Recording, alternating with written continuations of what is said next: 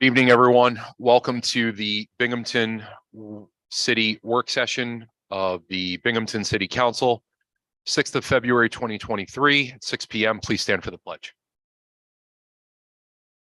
I pledge allegiance to the flag of the United States of America and to the republic for which it stands, one nation, under God, indivisible, with liberty and justice for all. Clerk will call the roll. Mr. Clerk. Councilwoman Resnetti is absent. Councilwoman Riley, Present. Councilwoman Friedman, Present. Councilman Burns, Councilman Strawn is also absent. Councilman Scanlon, Present. and President Scaringi. Thank you, Mr. Clerk. Thank you, colleagues. Just want to say good evening to everyone. Just for purposes of process, I want to thank all our department heads that are here. For purposes of a proper understanding of information, I will apologize in advance. This body is going to go into executive session. We will follow the rules, and when we come out of it, we will take roll call again. Bring back up the YouTube. Yep, exactly. Yep. So at this time, for personnel matters, I will entertain a motion to go into executive session. I move that we go into executive session regarding the personnel matters that need to be discussed. Do I have a second? Second. Motioned by Councilwoman Riley, seconded by Councilman Scanlon. Voice vote. Voice vote. All is in favor. All of those who agree signify by saying aye. Aye. Any nays? Any abstentions? In the eyes of the chair, the ayes have it. I would respectfully ask, with the exception of the clerk's office, corporation counsel, and any other relevant persons besides elected officials, I'd ask at this time for the YouTube to be cleared for all persons to exit until we come back out. Thank you.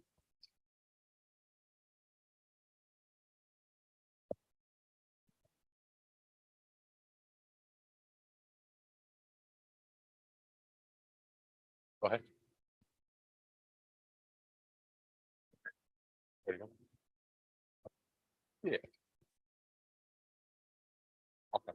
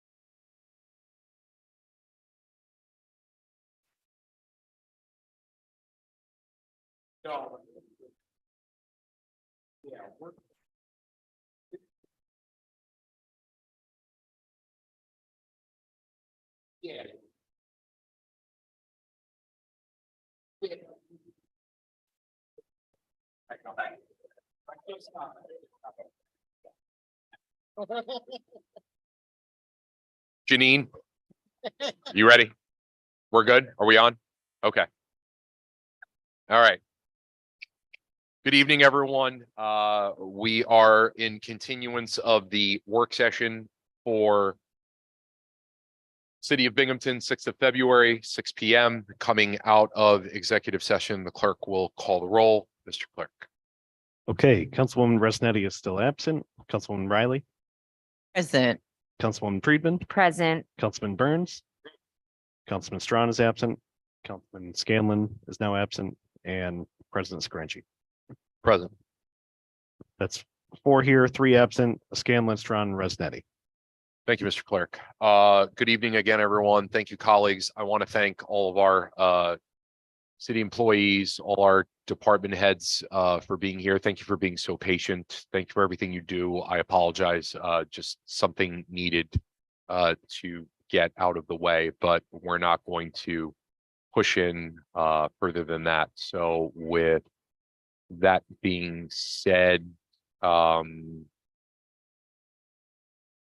chief here, Chief Sikorsky, who's presenting on his. Because I don't want to, I want to give you guys back your time because you've been patient. So I'm going to take some liberty and are you speaking on it, Chuck, or? All right. So this is RL 23-29, amend the 2022 general fund for over budget items. This is to adjust what police items that are over budget, gas and diesel, 20,505, holiday pay 6,347, and incentive pay of 5,229. And the money's coming from this personal service line of 20,505.82.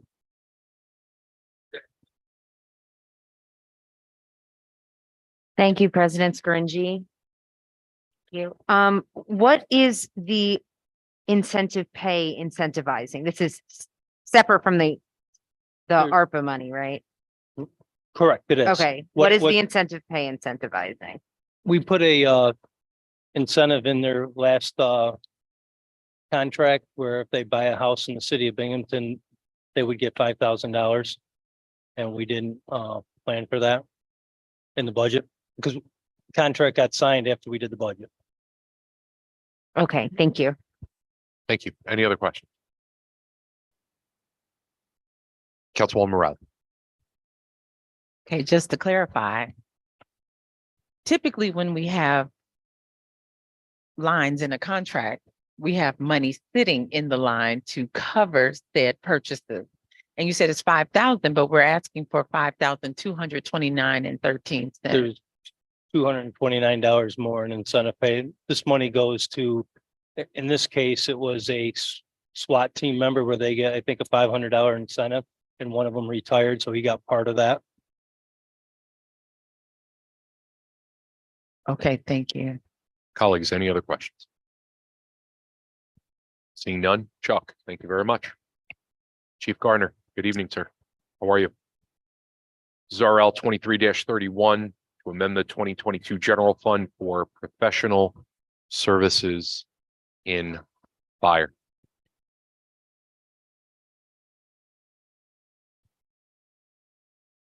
Evening, Chief. How are you?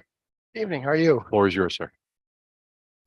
This is an ordinance to amend the 2022 general fund fire budget to transfer funds for professional services, essentially for the ambulance billing.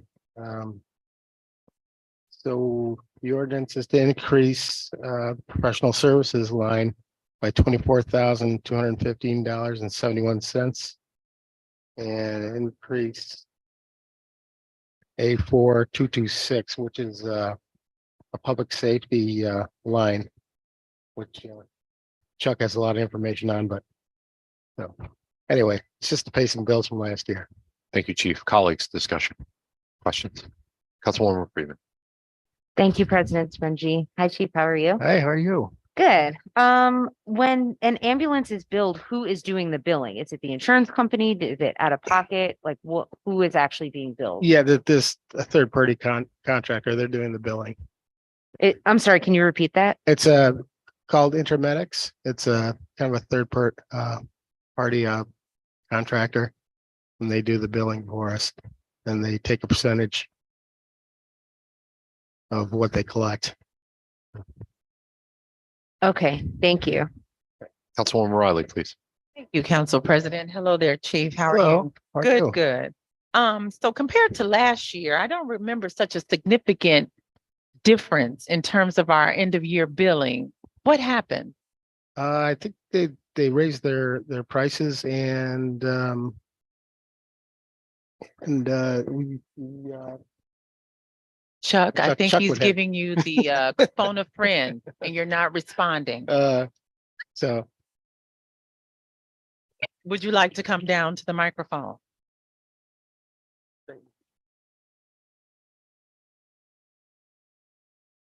Did raise the prices and we're still trying to negotiate with them on that. Okay, but we got bills we gotta pay and that's what this 24 is. Hopefully I get some of this money back. And so we will not see any more bills No. from 2022. Correct. And remember, at the end of the year, you talked about some other bills related to retirement but we didn't talk about fire. Are there any other outstanding bills that we will see? Yes. The last ones you'll see is next week Well, why didn't you? because I have a cutoff of Wednesday. Okay. Okay. I have payroll to do. I have 941s. I have unemployment, all kinds of bills still coming in. Okay, Okay, we will not stop getting bills until probably the end of February if I'm lucky. okay. And that's when we talked about, we were trying to estimate how much was rolling over into the general fund. And you were saying that because we have bills, we won't know that total, right? Wasn't that Correct. part of the discussion? And correct. so we estimated, we talked about the retirees, we talked about insurance. We did not talk about fire, ambulance. Is there a potential that we will not be rolling funds over into the general No, fund? we'll be rolling funds over. But we don't have an estimate. No, I still give you an example is I have our biggest single line item is health insurance. Mhm. I will not know that number till the end of March. End of March, okay. Understand that people are going to the doctors in February, they could have $100,000 surgery. I will not get that bill until sometime in March, probably. Okay, and Chuck, that's quarterly, right? No, they get them. The rolling of what you Yes, receive. and I have Yeah, to that's accrue what- it. I have yeah. to accrue. I have to go Yeah, back exactly. Yeah, that's what. when it was incurred, Right. right, not actually when it's Exact- yeah. paid. okay. All right, and is it possible though that we could have, There's going to be a positive fund balance at the end of this year, mainly due to the fact of the sales tax that we received. okay. Thank you, Chuck. Colleagues, any further discussion? Chief, thank you very much. RL 23-34, accepting the 2023 Broome County Youth Bureau funding for the Summer Fun Program.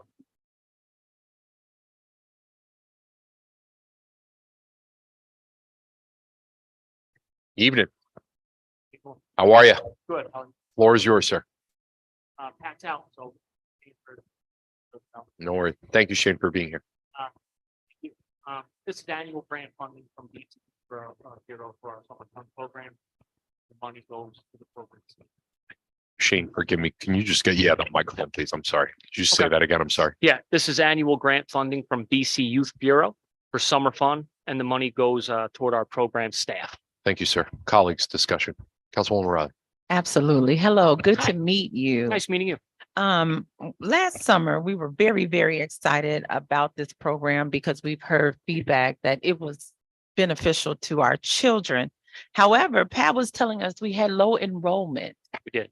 So can you tell us what those numbers look like and how it has been trending over time? Can you give us like a 3-year Well, COVID obviously Of course. was in the middle, and then we went up from the year post-COVID to last year. Okay. So hopefully we're trending up again. We changed the program to 3 2-week sessions. Because it was, people would take up spots and then not show up, and we're turning people away. So by doing it differently, we were able to put people on a wait list. And then if someone didn't show up, we could move people in. So hopefully now that that's the way it's going to run and people know that's the way it's going to run, our numbers will continue to go up. That's great. Now, what is our max capacity? Max capacity is about 330 for those weeks, and that's total. Oh, 330. So it's like 110 per 2-week session. Right. And it doesn't necessarily have to be the same kids every Yeah. time. Some people can only do 2 weeks, some people do 4 weeks. But we could accommodate 330, but we can always adjust Perfect. if more want to be a part of it. We don't turn people away typically. And this is not for residents only. You can be an Endicott resident coming over to participate in this event, in this program. Yes, but we try not to turn Binghamton residents away to put an Endicott resident first. That won't happen. Only if we have space at the end will we go to, and that a lot of our programming that has cutoffs, we do that. Our residents are given preferential Prioritized. treatment. Yes, good. Absolutely, which was important. So thank you for that update. No problem.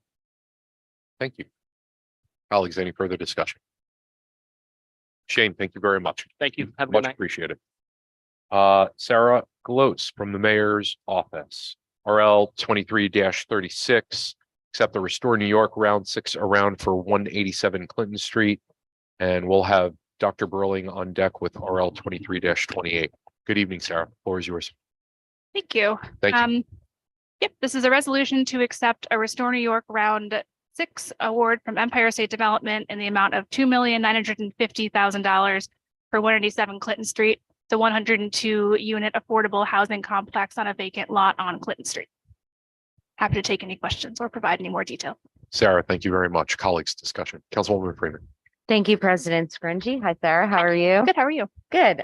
So this is coming out of the affordable housing line, and I'm wondering, what are the metrics to assure that this housing is affordable? Like, what counts as affordable housing?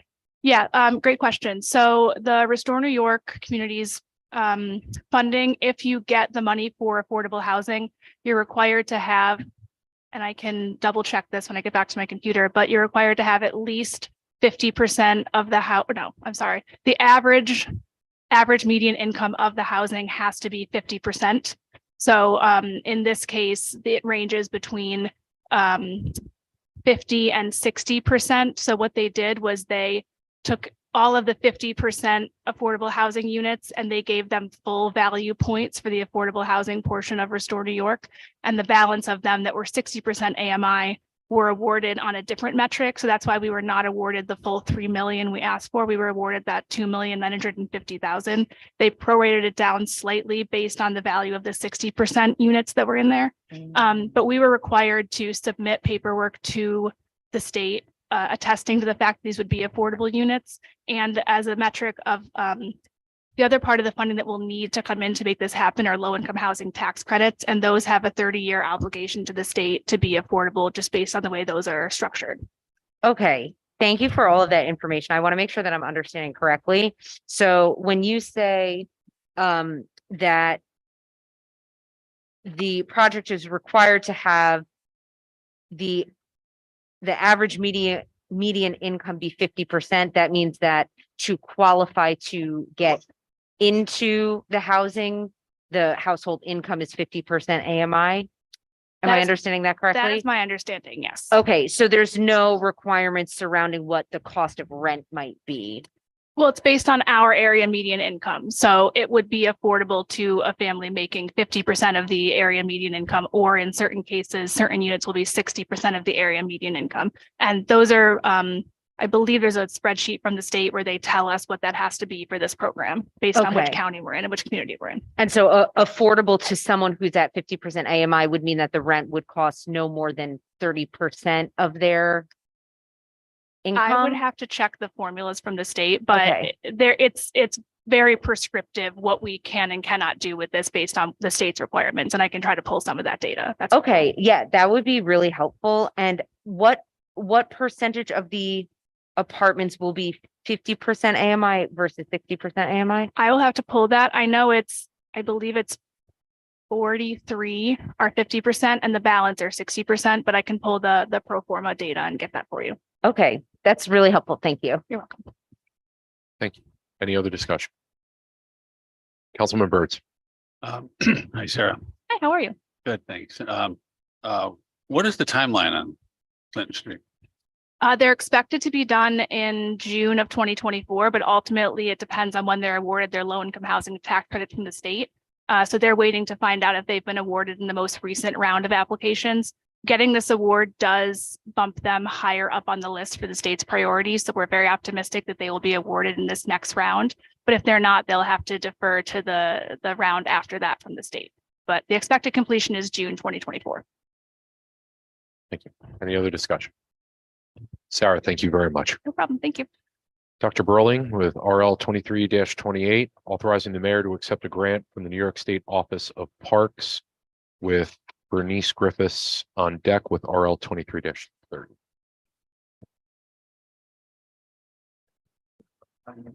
Evening, Dr. Burling. Hi, Floor is yours. all right. Can you hear me okay? Yes, ma'am. All right. So I am asking permission to accept the Certified Local Government Award of 25,632, I think.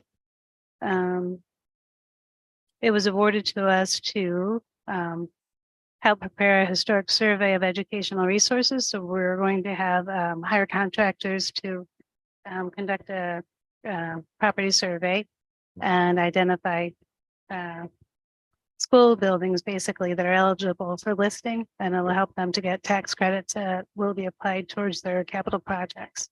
Thank you, Dr. Burling. Yep. Colleagues, discussion?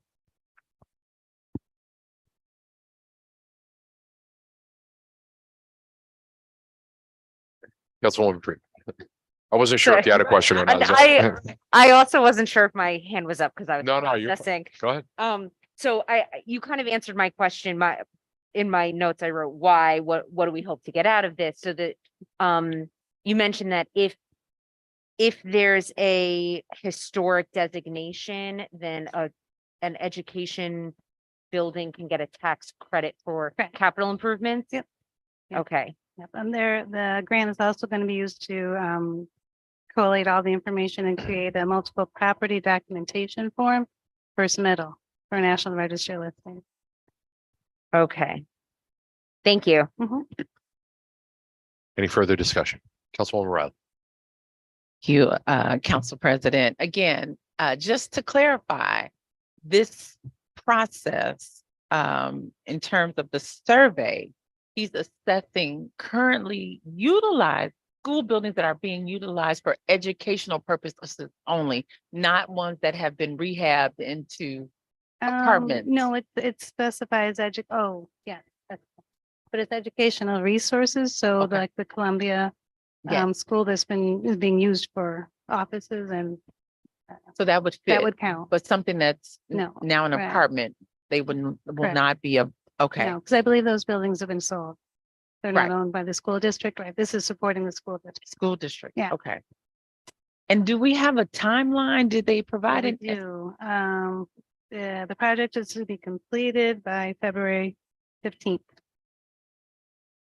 So the project's 2023? completed by September 30th, Okay. 2023, and our documentation is to be completed by, ooh. Never mind. Those are just interim reports due February 15th. Okay. Got myself nervous. Because I but saw the funding period in September 30th. Yeah. So Yeah. we So will that- have a report from the agency prior to the end of the Yeah. funding. Okay. Yeah. Thank you. Any further discussion? Dr. Burling, thank you so much. Welcome. Thank you. Thank you for your patience. Bernice Griffiths with RL 23-30, authorizing the mayor to enter into a professional services agreement with Osborne's. Bernice, good evening. Thank you for your patience. Thank you. Floor is yours, ma'am. So this is permission for the mayor to enter into a professional service agreement with O Sports regarding field design for drainage mitigation issues at Marabito Stadium. Thank you, Bernice. Councilwoman Freeman. Thank you, President Scringy. Hi, Bernice, how are you? Good, how are you? Good. So I noticed that this firm is from Ohio. I was Yes. wondering how they were selected. So this, they were recommended to us. They specifically deal with drainage issues on baseball fields and athletic fields. That's her specialty. That's very specific. Yes. Okay, and was there an RFP or how were they like who did the recommendation? So we, Pete Popovic, who is the project manager now with the stadium, he has worked with this group before, and we've heard from other clubs that have worked with this company, just recommendations that's the best way to go. Were there any other firms that were considered? No. Okay, all right, thank you. Thank you very much. Colleagues, any further discussion? Seeing none, Bernice, thank you for your patience. Thank you so much. Next, we have RLs 23-32 and 33 with Tito Martinez.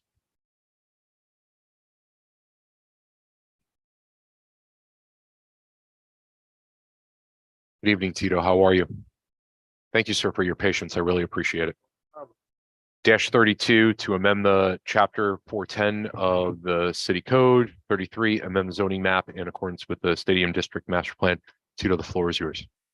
So the first one, the purpose is to essentially prevent large private underground or basement assembly spaces or party rooms. So they've been a problem for the city from a public safety perspective. There's no visibility into them from the street. They can be difficult to get out of in the case of an emergency, and there are no safety controls that you typically would have for a public assembly space like a restaurant or a bar. So a restaurant or a bar would have a liquor license and periodic fire inspections and other forms of accountability and regulation. Whereas these private residential assembly spaces for tenants of a building specifically have no real form of control of how many people can go in, whether or not alcohol is being served, the age of the people consuming the alcohol, et cetera. So what we want to do is prevent these from continuing to spread. We have a number in the city that the city is trying to deal with right now. So we want to clarify the codes that they're not permitted. And that's the objective of that legislation. Thank you, Tito. Colleagues, any discussion? Councilwoman Rod. Absolutely. Hello there, Mr. Martinez. Hello. This sounds familiar. Right? Didn't we just talk about this? We spoke about a potential bar, so this is for private residential assembly spaces. So if a large group lives in a building or a large house, a lot of times they'll have a basement that they use for parties. Okay. And those can be problematic. Something like a bar underground does have some public safety issues, but like I mentioned, there's accountability there. They have a liquor license that can be revoked if there are problems. They get inspected by the fire marshal. They get inspected by the health department. So, we have no interest in banning those. Those can be dealt with on a case-by-case basis, but the private sort of residential amenity spaces that a lot of times are offered with student housing, those can be problematic because there's no oversight there, especially when they're underground. So like the party spaces we've seen on the TikTok about Binghamton, right? Well, you may not. I'm not on, but probably, I can share with you. My daughter has it. Okay. So for those of you that have not seen that TikTok, Yeah. there's pictures of this horrible basement. Right. And that's what we're trying to prevent. Exactly. Yeah. Okay. And has there been a number?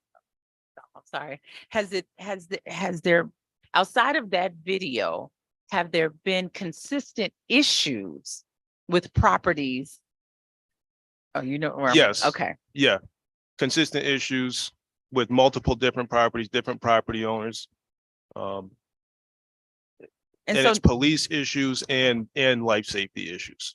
so now if I were to buy, say I wanted to buy one of those buildings on Front Street with the letters in front of it, Right, and there's congregational space down there, right. what would be approved for use in that space if I already owned it? So what this would allow is basically storage and laundry. And that's it. That's it. And it would have to be physically partitioned in a way that it can't be used for assembly. Because what applicants to the planning commission and other property owners have done in the past is they say, well, this is a storage space or this is a laundry space, and they'll show, a washing machine in the corner. And write lockers on the floor plan or just write storage on the floor plan. And what it's really for is what's been promised to the tenants is that they'll have a party room down there. Okay, and now if this is approved, is there a process to go back and retroactively? Not if it's something that was legally established, which there are some. But if it's just something that's being done illegally without any sort of approval, even though it's been happening, we can do something about it. And this makes it easier to cite them. Okay, thank you for that. Thank you. Any other discussion? Seeing none, general note, Jeff Kruger -37 on deck, Tito -33, floor is yours. So this one is for a rezoning of the stadium district. These are recommendations that were made during the stadium district planning process. And just sort of a summary of what's happening is the baseball stadium, the post office, the old train station, and a block of Liberty Street are going to be going from industrial to commercial. These are areas that are good locations for mixed use development, especially the post office area. And so we want to make that a possibility. Industrial zoning districts have a very limited scope of what you can do there. And those aren't industrial uses there right now anyway. Henry Street would be rezoned to C1 service commercial. So that would allow more dense mixed use development on that street. And it would simplify things because Henry Street right now has 3 different zoning districts. So it would simplify things for potential developers. And then there would be a rezoning of the intersection of Pine and Fayette to neighborhood commercial, which is a less sort of intense commercial use. And that would legalize existing commercial buildings there, like Red Barn Computers, the building where the Tranquil Bistro used to be, the building where the barber shop used to be. Those are all existing commercial buildings that are not legal under current zoning, or they're legal non-conforming. This would make them legal conforming. And so they could change uses, put up signs, expand if needed. That is the only rezoning. The rest of Pine would remain residential. Court Street would stay what it is. That's pretty much it. Thank you, Tito. Colleagues, any discussion? Councilwoman Freeman. Thank you, President Scringy. Hi, Tito. How are Hi. you? Good, how are you? Good.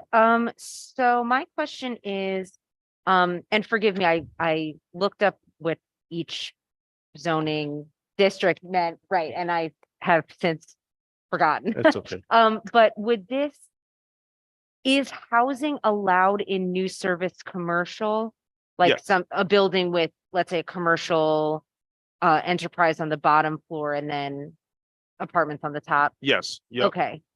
And so I know you don't have a crystal ball, but do you foresee this resulting in a decrease, increase, or the amount of housing staying the same on that street? It increases the potential for more housing Okay. because the C1 district allows more density. You can add additional stories. You can add more units. So it increases the potential for more housing than what's currently there. The industrial parts of Henry would allow no housing at all. And the commercial part of Henry would allow sort of low intensity uses, so you wouldn't be able to go beyond 3 stories.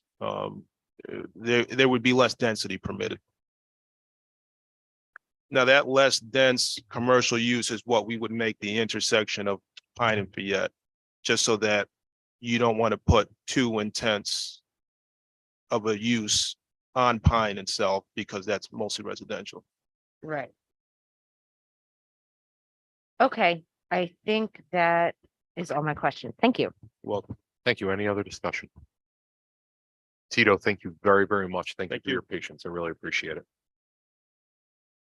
Jeff, RL 23-37, amend the 2022 water fund budget for various.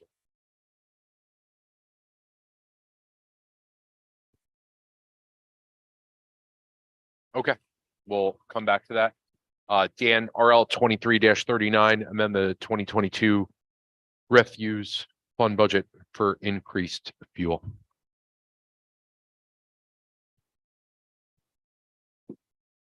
How you doing? Good. How are you, sir? Good. So this is for decrease in personal services and the street maintainer job by 17,200. And to increase the gas and diesel by 17,200 for the increased cost at the end of the year for diesel and gas. Thank you, Dan. Colleagues, any questions? Or any discussion?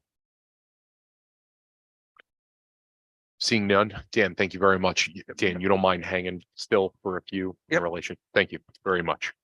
That being said, let's move on to RL 23-41, Billy Goodson, to amend the Binghamton JC sewage treatment facility budget for digester.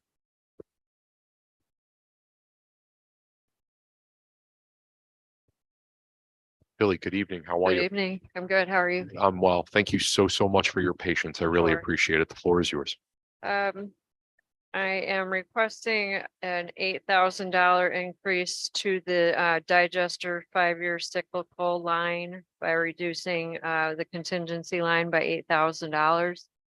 We found that with the leak that was at the digester, they had to do more work than what was planned.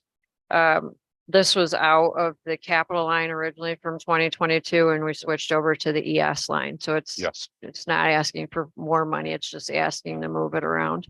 Excellent. Thank you, Billy. Colleagues, any discussion? Councilwoman Freeman.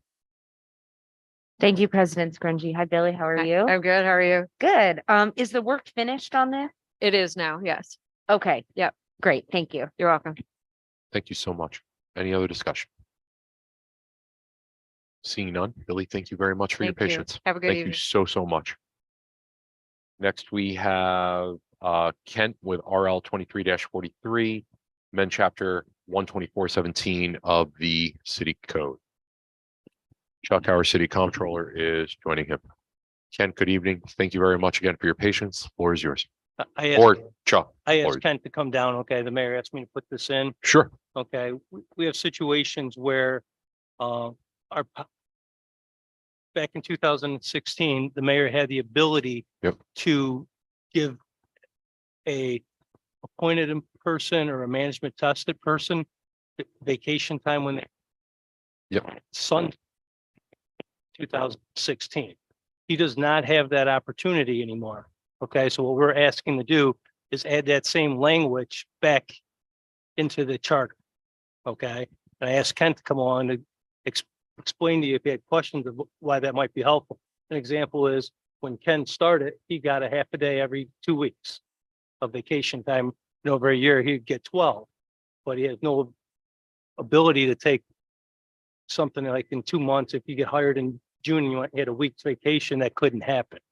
So this is just asking for that 2016 language to be added back into the charter.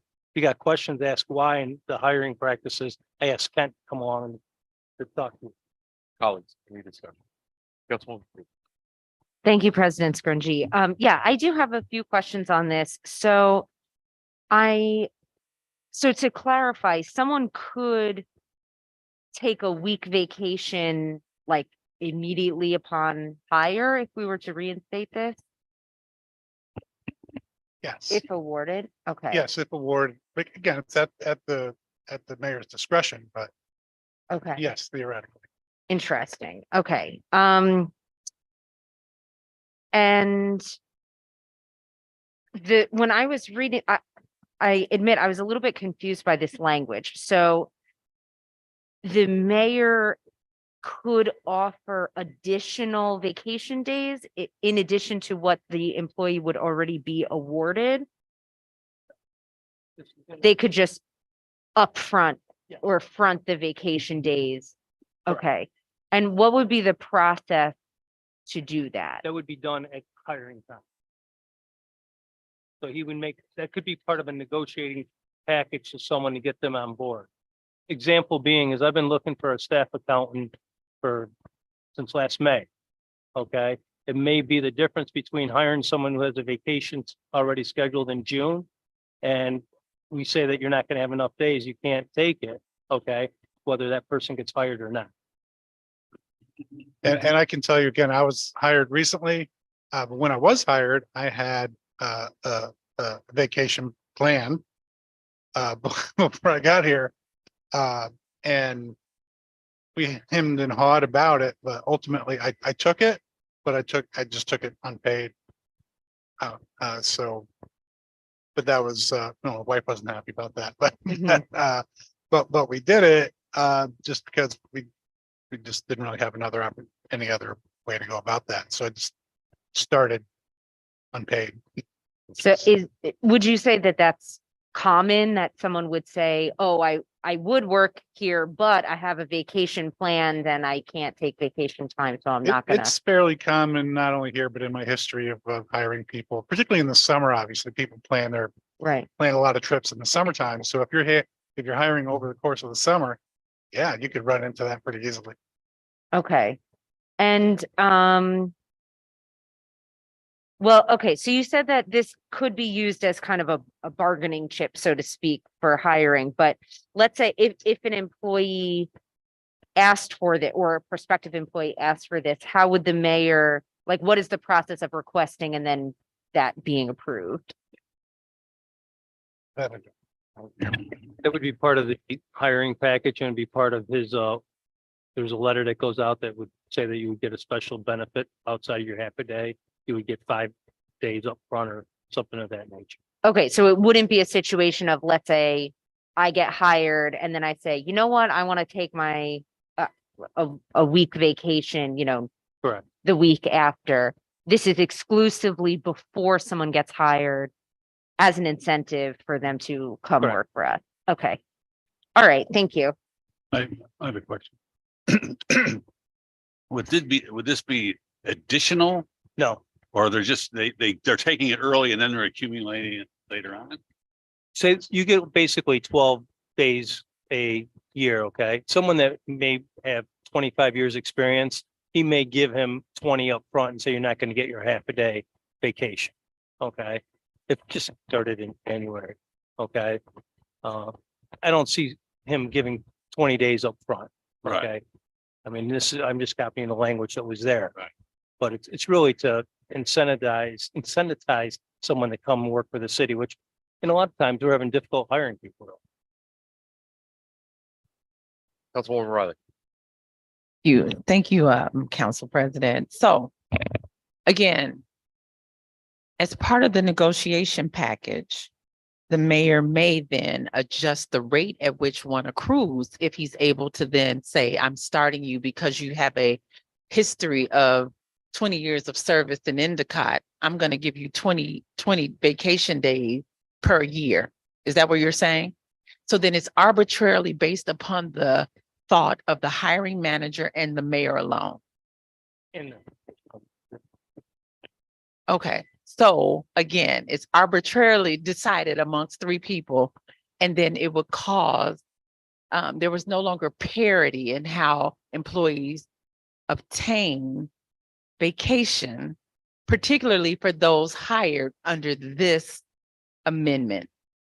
So we might have someone like some people we know in this room that have been here and are barely getting to the 20 days compared to someone that is favored by the 3 of you that comes in with 20 days. Is that what may happen? I don't think. I mean, but it is possible. And that's not fair. It's not.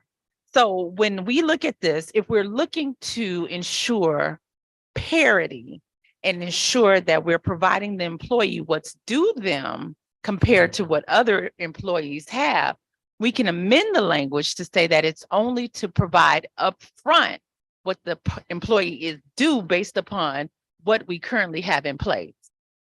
Right? We can amend this language. You can amend. the language. Absolutely. Okay. And then it's not arbitrarily decided amongst three people. Right? Because we want to be fair to the people that have served here for some time, because they can't be renegotiated to get 20 days. Can they? No.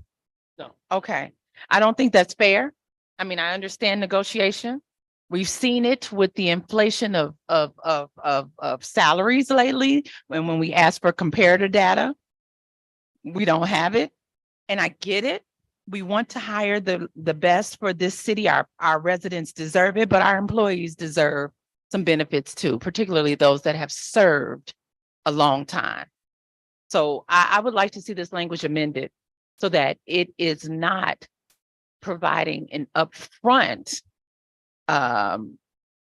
negotiation of vacation days that one would not earn at the rate of a typical new hire. I can't say, hey, I like you, here's 20 days, when the next person that comes in that has no service to the organization is still at the half per, hold on, at the rate of half day per biweekly period. Now, when we heard it initially, we were under the assumption that the accrual would still be the same. They would just be able to use it earlier. Now we're hearing, which is here because the language is a little bit confusing, that it's not the same rate of accrual if so decided. I could do that, but I think that wipes out the point of the legislation in the first place. No, they're asking to use the dates before they're accrued. That's different from saying you can have 20 days and they're accrual. You're not subject to the accrual rate of everyone else. Two different things. I think she's saying, Brian, is that if we gave someone 20 days up front, that may be more than what Kent has. The accrual only rate being is here less different. Than a year where he's going to have 12 days. So what you're saying is it's not so much the accrual, the rate of accrual, it's how many days they can accrue. They'd only be entitled to up to however days they would be entitled to for that year. That's the same thing. I think that's what you're That's saying. the same thing. Right. We're saying the Oh, same. Okay, thing. no. Okay, no. That's Okay. good. So I think what she's saying is you can upfront the vacation time that person has in that given year is what you're saying. If you started in June, you'd get 6 days, not 12. As long as when we hire someone from zero, you're telling me that they are all eligible for a half day per biweekly period, They are. correct? Correct. And if we do that, that's 26, that's 13 days. Yeah.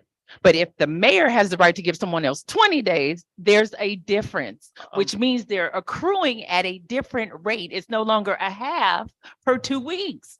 You're correct with that, but I think one of the things you got to think about, we're talking about a limited number of people. You're talking about appointed people and contractual people. You're not talking about police, fire, Teamsters. Where is that outlined? Where is that level of specificity outlined here?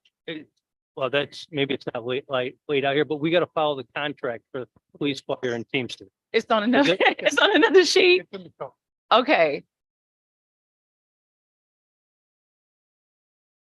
It's under B above Okay. that.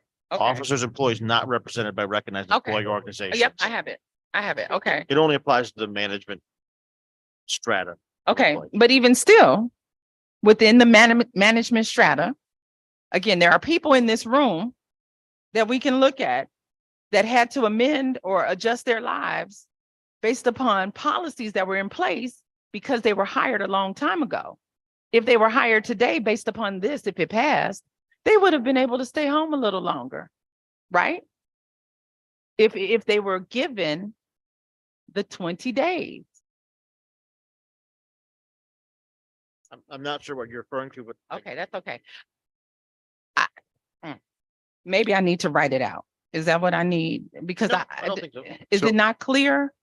Because, Councilwoman Riley, if I may, Please. if you have an idea or a proposal maybe for a potential amendment for the proposed RL, if you'd like to write that up and send that to me, I'd be happy to circulate it on your behalf. or that would be something like great, that. Sure, because I can again, do we're that. looking at numbers. Sure. Right now it's 13 if you're hired. Now we're allowing the possibility of 20 based, This is what, Chuck, make me wrong. This is the language that came out of the old order. This is the language that was in 2016. And what I think you really got to think about, and I'm going to give you an example. If our engineering person decides to resign, okay, and he has to go out and hire somebody, he's not going to be able to hire someone with a half a day a month or a half a day vacation in his pay period, okay, and hire a qualified person. we're speculating. We're speculating. We don't know that until it happens. But what would happen is engineer number 2 would say, oh, I don't have the same benefit. Right? If engineer 1 is leaving and we're negotiating a new package for this new replacement, the people in place are still beholden to the same rate. Correct. That's the point I'm making. And it was grandfathered in 2016. We're in 2023, so we've been 7 years without it. That's why I'm saying this. No. Yes, it was in place. There were photocopiers that ran by hand. We're not re-implementing those. So there's a reason I'm asking the question. I'm not opposing you. I'm just trying to figure out exactly what you wanted to read, because I'm more than willing to amend it. No, to I whatever- will have to send you language, Okay. but don't make it seem as if you're not understanding the math and what I'm asking. That's what was, The reason why it was enacted back in, when was this done? Looks like in 12 or 12, I think, in 2012, was because we were having a hard time following. I believe that was that time it was the personnel director, and there were probably the engineer at that time as well, that we were having a hard time hiring those positions. So we're anticipating having that same issue. So we're trying to, so we're changing the system based upon a speculation for 2 hires. When how many people do we employ in the city? You're only talking about a total. you're not talking about the management pool, which is about Okay, how 20 many people. in the management pool? Less than 25 probably. Okay, but if I were in the management pool and I was not eligible, I would have some concerns. I am in the management pool and I would not have a concern if that was the difference between me hiring a staff accountant instead of working 12 hours a day, along with another person in my office working 10 to cover up for that position. That's you. Thank you.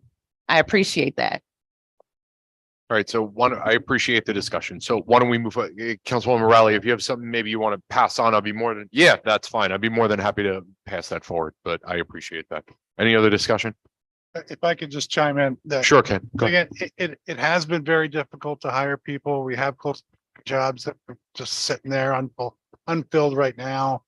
And that doesn't count the ones that we just didn't fill, so they're not really being advertised right now, just laying there.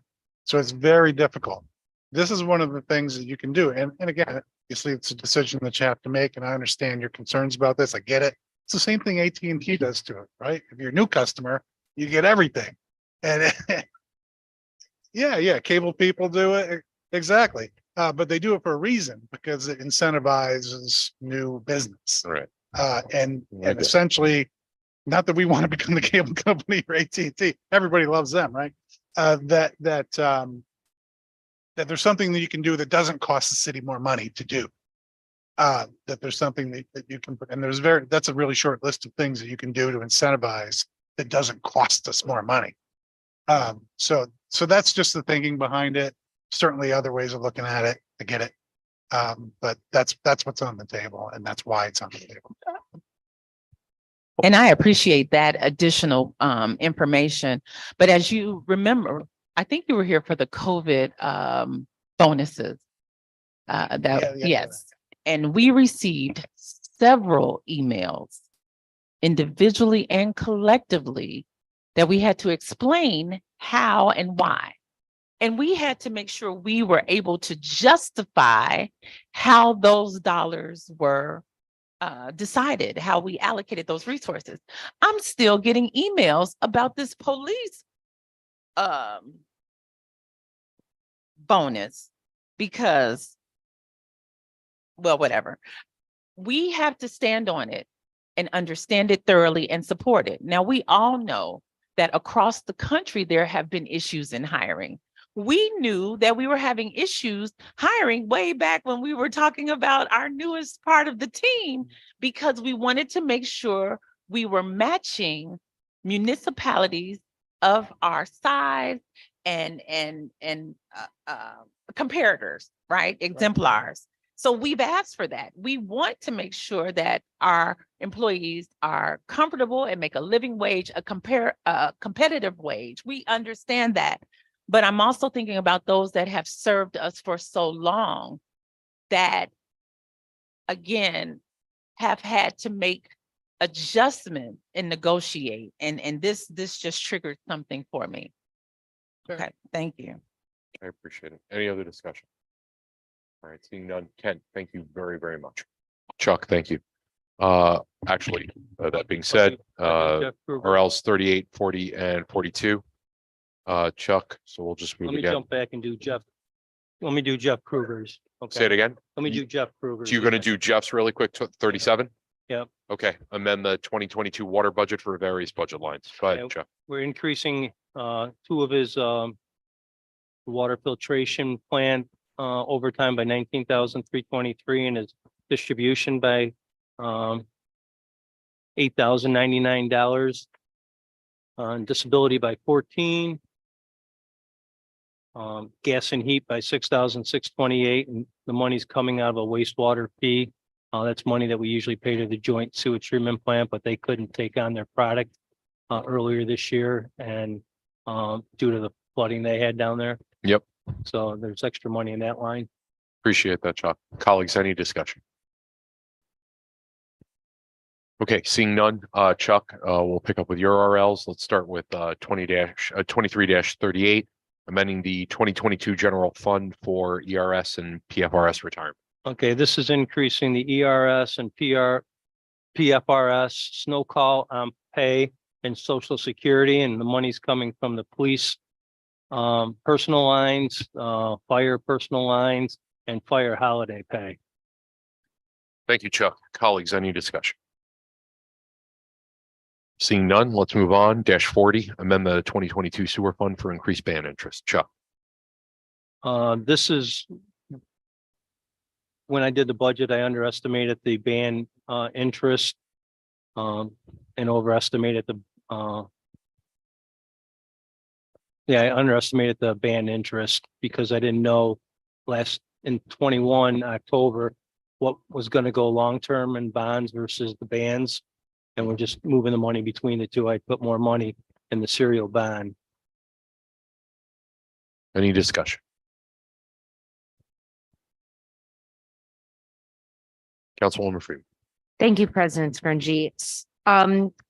So correct me if I'm wrong, and I may be wrong about this, but didn't we recently refinance because of the low interest rates on the band? We redo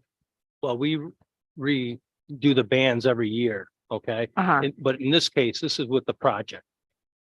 Okay, With the joint sewage treatment plant project. So when I'm estimating those numbers in August of 21, I didn't know where we would be between August to July of the following year. And had more expenses than I anticipated. okay. And you said that, Same thing's gonna happen next year too. I can tell you that. I got the first bill today and I know I'm already over by about 4,000. okay, and sorry, I'm taking notes. And you said that it's just kind of shifting money around. There's no more money that's going. Correct. I'm Okay, moving money from the bond side of it to the band side. okay, perfect. Thank you. Thank you. Any further discussion? Chuck, -42, accept the New York State FEMA grant for Heiner Road. This is, Ron's not here. Ron's out sick today. And this is a FEMA grant to redo the Heiner Road on the Upper East Side. They got flooded probably about 4 years ago. We have till the end of October to finalize the project. FEMA's, we got $1.3 million for the project. 975 is going to come from the federal government. 162,000 is coming from the state Homeland Security, and the city has to come up with 162,500. And we're going to take that out of the fund balance to cover that 162,500. Any discussion? All right, seeing none. Chuck, thank you very much. Really. Oh, my apologies. Councilwoman Morales, sorry about that. Sorry about that. I want to go back if I can, because Chuck is here at the table.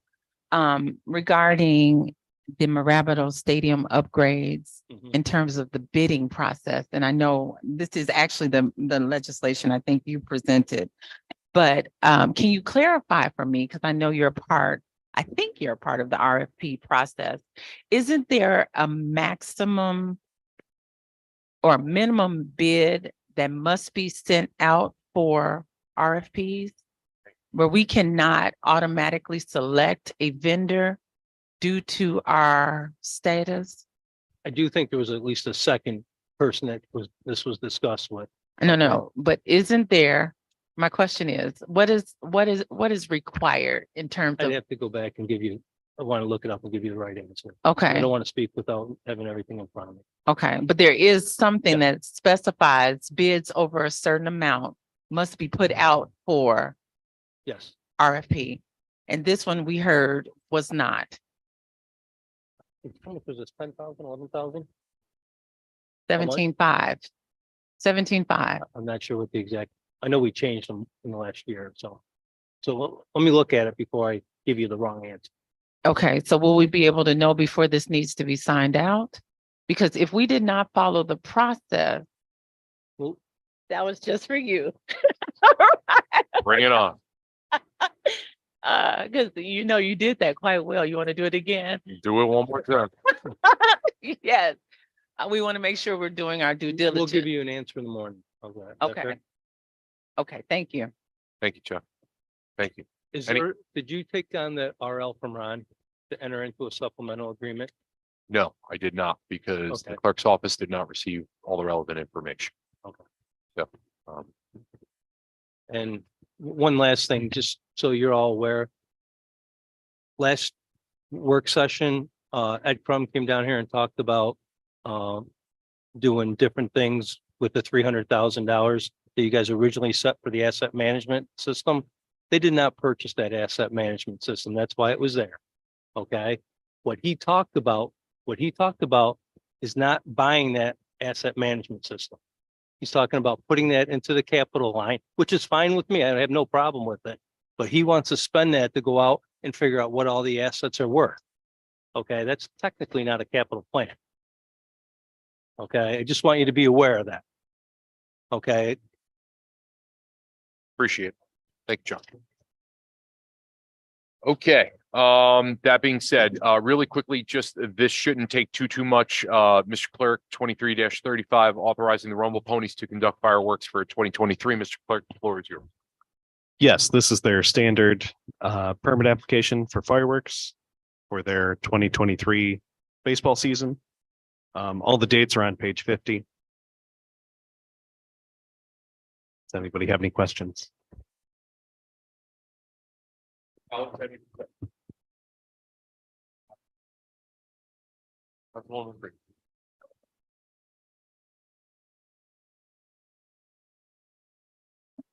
I have a question. I don't think so. I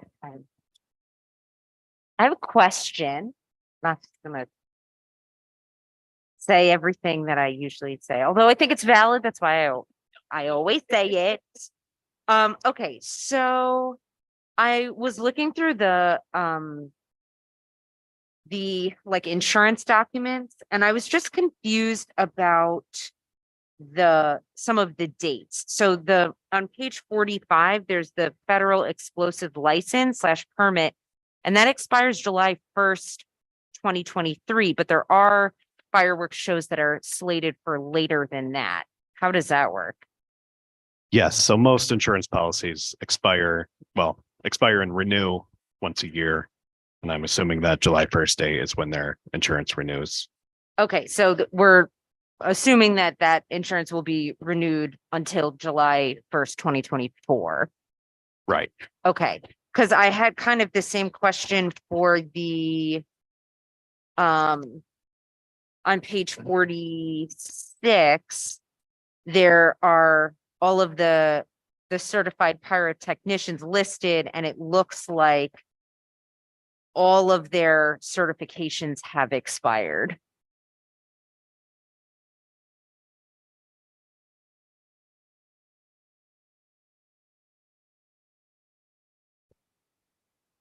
We can, we can obviously follow up with the fireworks company.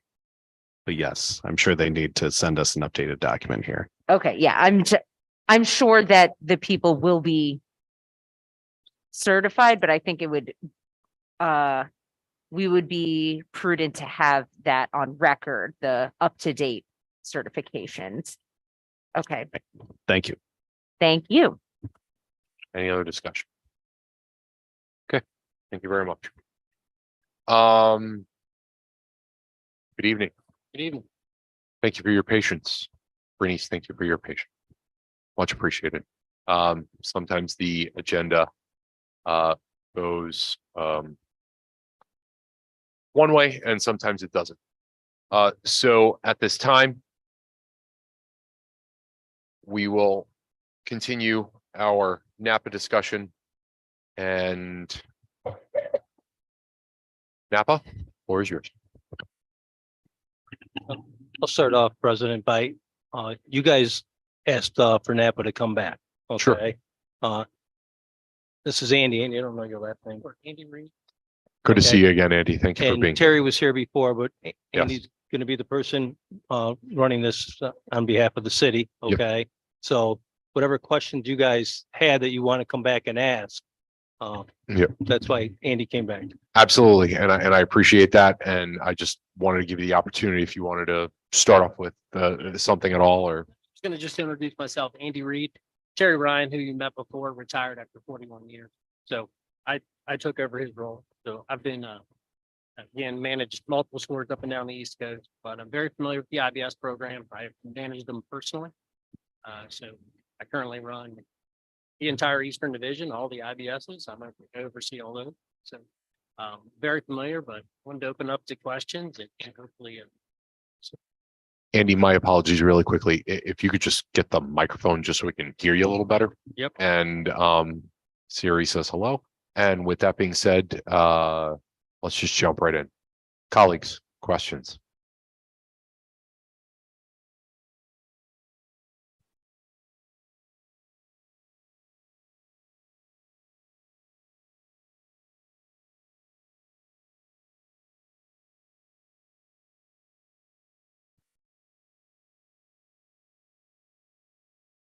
Councilman Burns? Hi, nice to meet you. How are you? I'm Joe Burns. I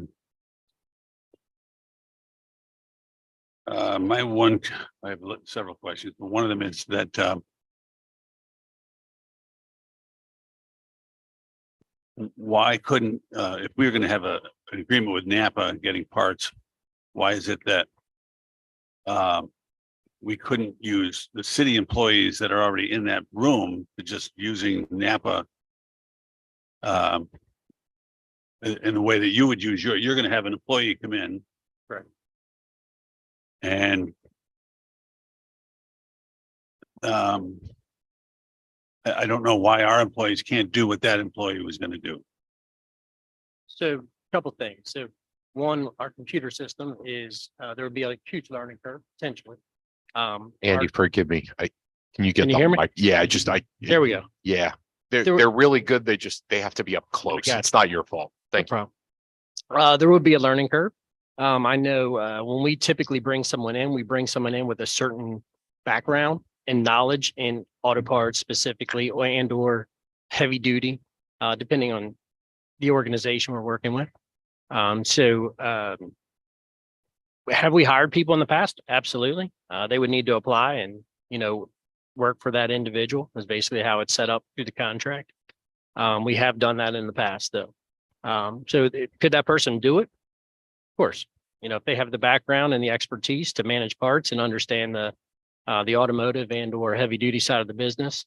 I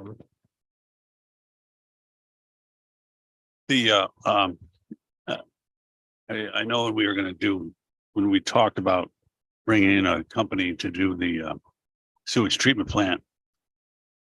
They said that the first thing they would do is go to the employees that already work there. And I know that we're not losing the employees, we're putting them out on a snowplow or something. Maybe they don't want to go out on a snowplow. But is there any chance that you would offer those employees a chance to work for you, or how would that work? Absolutely. I'd have to talk to the owner, the local owner. I am sure. Again, he's probably has somebody identified, she identified to run the parts store. Usually when you come into one of these things, it's somebody a little bit higher caliber than just somebody who takes orders. We typically look for somebody who's very comfortable kind of managing their own store. So because they are responsible for quite a few things, right? We hold them accountable to inventory management, filling things out correctly. There's an accounting piece to this. So it's not just anybody that maybe has pulled parts before. There is a little bit higher caliber that we're looking for when somebody comes in to manage a parts room. And again, if that person who's currently that you might be mentioning or have an idea of, that'd be something we'd have to talk to the manager about or the owner about. I don't know who would pay better. Maybe they wouldn't want to work that. I'm just throwing it out there. But also, now it could be hearsay, but I heard that the municipality Otsego had this in place with Program? you, and then they went back to where they're doing it themselves. I'm just wondering if there are any other municipalities that do that and why they do that. Sure. So various reasons again. I think the one you mentioned in particular, we might have been in there 10 years before they actually decided to go back. So it obviously worked for about 10 years. There was a change in leadership. So maybe there was a political motivation. There are a lot of different reasons why they don't work sometimes. I can tell you, and I've talked to everyone, you guys and I were talking about this earlier, it's typically people that don't work out. It's not that the processes don't work out. The management piece work is the inventory management piece work is very, very well. But it's the person. So we are putting somebody in your business and we have to figure out how to make that work right from the start, right? So that's a challenge. And both sides have to agree to work on that, right? So that first 90 days, we have to agree to go, hey, we got to figure this out. So do they not work out? Absolutely, right? And that's real. But the one you mentioned in particular, they had a good run of 10 years before things went. Other ones that have not worked out, and here's a good reason why. We had one that didn't because they went out to bid and another company got it, right? 3 years later, went out to bid, another company got it. So that obviously that company we were working with, that municipality we were working with was just looking for something maybe, and They like the system, but they were getting a exactly. better price. So they just kept looking for something else maybe. So things do happen. I'm just wondering, did we put it out for bid? We went through,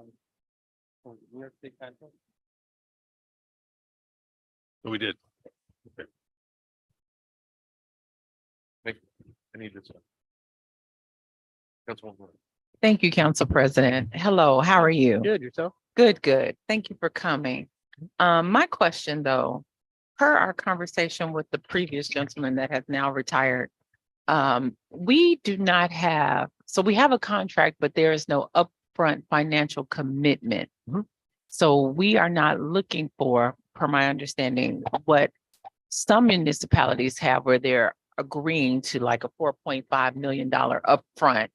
Our store is already stocked and we may be selling our pieces back, what have you. So there's not necessarily, again, an upfront agreement in terms of we are not beholden to you for Correct. a number at this point.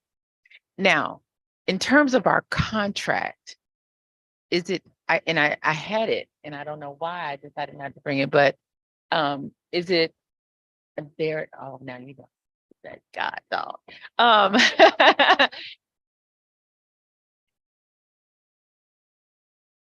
um, I do remember us talking about if we decide to sever ties, it would have to be mutually agreed upon.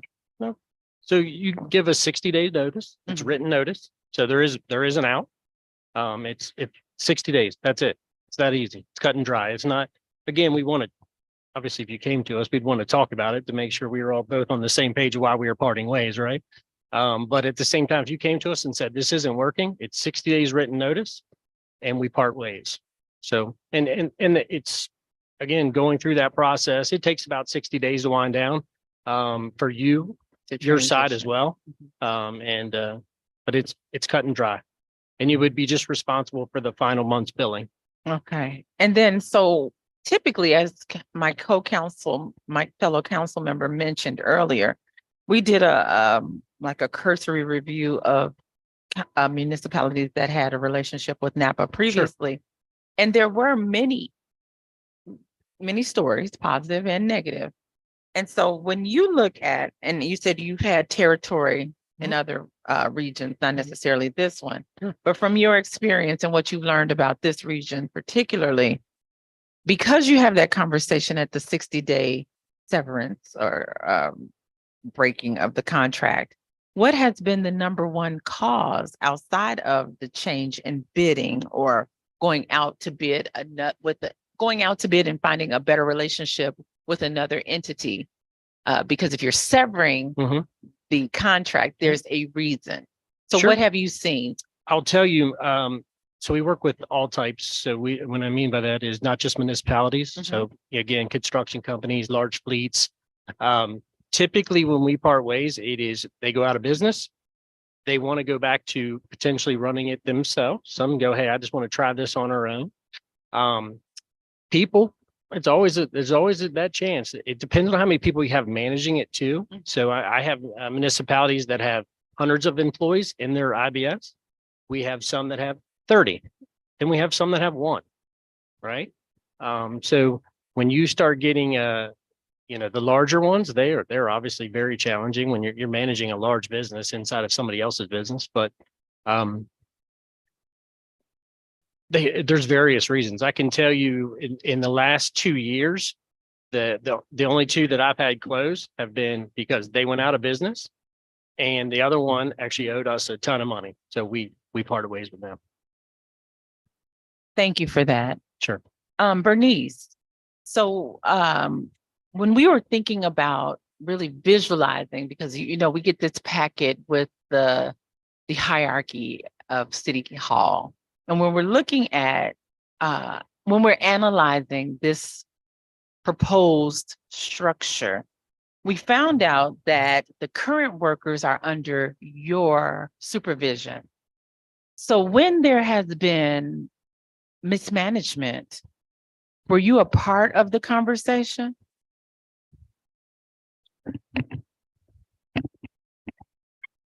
I have only been in my role overseeing the storage keepers for a few months now. Okay. So I don't, that any issues that have come up, they've spoken to me, as far as personnel issues. But again, I don't have much experience with overseeing that particular group because I've only been here recently in that position. So I apologize because your name was brought up as the person.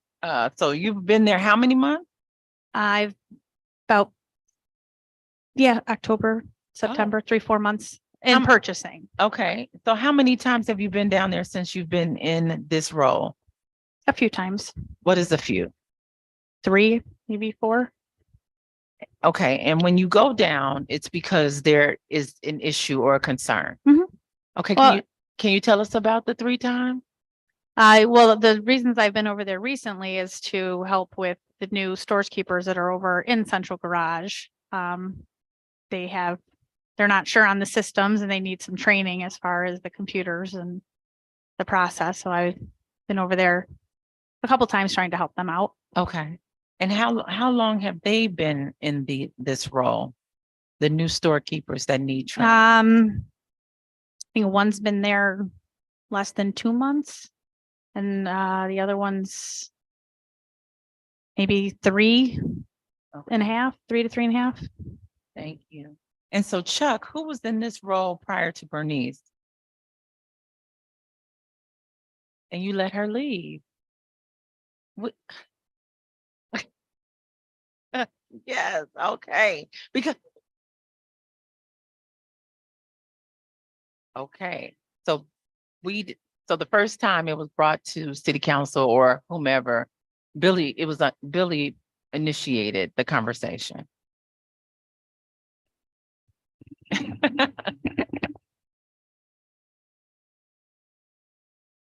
I think one of the things, Angela, that's very important here is that it's about inventory control, Mhm. okay?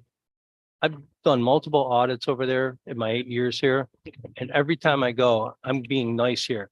35% of the parts were off, probably more, okay? Meaning that there's supposed to be 10 parts in there. Sometimes there's 5, sometimes there's 20.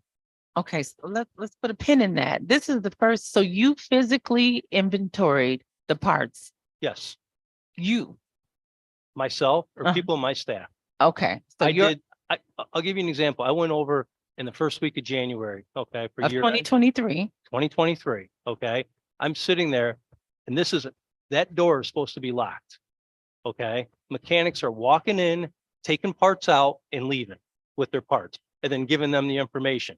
That is the first no in that building. Mechanics do not go in the inventory room and take parts. So Chuck, is that part of your responsibility Yes. to go over and participate in the inventory of As an the parts room? As an auditor, yes. Okay, and how often do you do this? Every Usually year? Once a year, yes. I should do it more. Okay, so then now we can start adding I you to the. As I said, I need about $100,000 to hire an auditor to do this. And Okay. hiring NAPA is a lot cheaper than hiring me an auditor for $100,000. Well, the reason I ask, and I know, we have company here, but when we're assessing a new process, you have to assess the current process to determine where there are gaps and where systems must be improved. You can't bring a new idea into a broken system. So if the system itself, be it the two people under, they purchasing, or be it the frequency of the auditing out of our your title, out of your office, or if it's a process with the mechanics.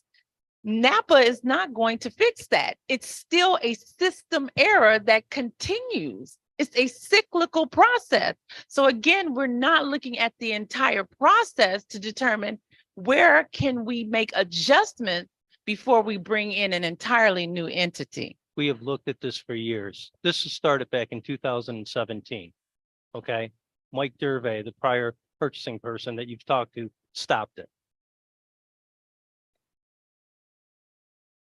Why did Mike stop it? Because his neighbor is one of the clerks. I'm just giving you the facts. Is that a fact? Yes, it Is is. that a fact? That's You're a saying fact. that on the microphone. It's a That's why he fact. stopped it. Yes. Okay. And when you did your homework on this, did you ask for resumes to see where else these guys have worked? Have you asked to see what their background is in buying parts? I asked you to ask Kent to give you the resumes. All 3 of them. Let's do a thorough job. We've already done it on our side. And that's why we're asking you to share the information without providing information that may be deemed slanderous by one other party. So that's why we're asking you. Now, if I were to look at his CV or resume, I would then have to look at the hiring qualifications and then wonder why we're subjecting this one unit in the city to this level of scrutiny when there are other units in the city that should have that same level of scrutiny. So that's not what we're doing here. We're talking about systems and processes, right? So again, we want to know what works best for the city. And yes, a brand shiny new Lamborghini sounds great, but if you don't know how to drive it, it will do nothing to benefit the overall function of the department. Do you understand what the biggest benefit is? Do I understand? Yes, what the biggest Do I benefit? understand? Yes. The answer, I don't think I've told you yet. Then it wouldn't be understanding. Do I have the information? Then that's comprehension, understanding. The largest benefit, the biggest savings to the city of Binghamton is going to be the efficiency of the 7 mechanics. That's going to have parts on hand when they go to need them. They're going to be able to get them out of stock. They're not going to have to go back and wait 2 hours for a parts runner to go out and get them. Okay. And you're going to see a better, efficient mechanics office and more vehicles on the road. And I thank you for that. When the gentleman was here last time, he did share that the overhead would not be burdensome to Binghamton City, the city of Binghamton. We will not hold a lot of parts here. However, he also said that if there are shortages, regardless of who we're partnered with, there may still be 2-hour delays. There may be week delays. So that statement, again, is speculation because you cannot predict what is going to happen based upon the parts we need, the age of our vehicles, the intensity of the snow, the intensity or the damage associated with potholes. So again, let's talk about what we hope to see and what we know for a fact we will see. Let's talk about the differences. We don't have a system where we have all the list of vehicles that we have and what kind of parts are required, what ones are on the road, how many miles are going. Okay. We do not have a solid system to do that. The NAPA company does. They will load all that information in, and based off of the information they have from all their vehicles that they manage, they'll say, okay, I should have this, this, and this in stock. We do not have that capability. Nor should we pay the money to do that because we're not a big enough facility to do that. But we should have something. We should have had something. We do. We have a very cartograph system that is outdated, that needs to be updated. I don't know what the cost of it is. It's not kept up to date. So, go ahead, Andy. Just to that point, over the 400 IBS locations that we currently run, we average more than 80% of the time, the parts are in-house, right? That is something we work towards, and I believe that's in the paperwork you have. It takes about a year to get there because we are, again, our computer system is unique. It actually learns with every transaction. Sales justification is really what it is. As we sell it, it tells us to up our mid maxes to keep. So if we sell it 3 or 4 times, we know we need to keep a couple on the shelf, right? If we sell one engine every 5 years, probably not going to keep that engine there, right? So we start to learn and it becomes smarter and our inventory becomes very efficient and we turn it quite a bit. We also, and again, to that number, that 80% is our magic number. We exceed that more times than not. We're north of 90%. We actually have it on the shelf. That is something we can actually provide to you. And this is something the local owner would need to do. We do a quarterly business with you. That is required per our headquarters. We hold them accountable to this. We sit down with you or who you deem needs to be in that meeting and say, here's how we're doing based on, the things we need to work on or we choose to work on together. We show you in terms of how many times that we're running for parts. So again, we just can give you continuous feedback in terms of how well we're doing in that regard. The other part to that is that how shop productivity. I'll just give you one example because it's near and dear to me because I opened up the town of West Hartford, Connecticut, and they came in looking to maybe save money in terms of cost of buying parts. And the exact opposite happened thing. They became so productive. They ended up adding 2 new technicians. And so that's the part of it. That's the hidden gem to this thing. That's where you're going to see the biggest benefit to the city is the productivity in the shop.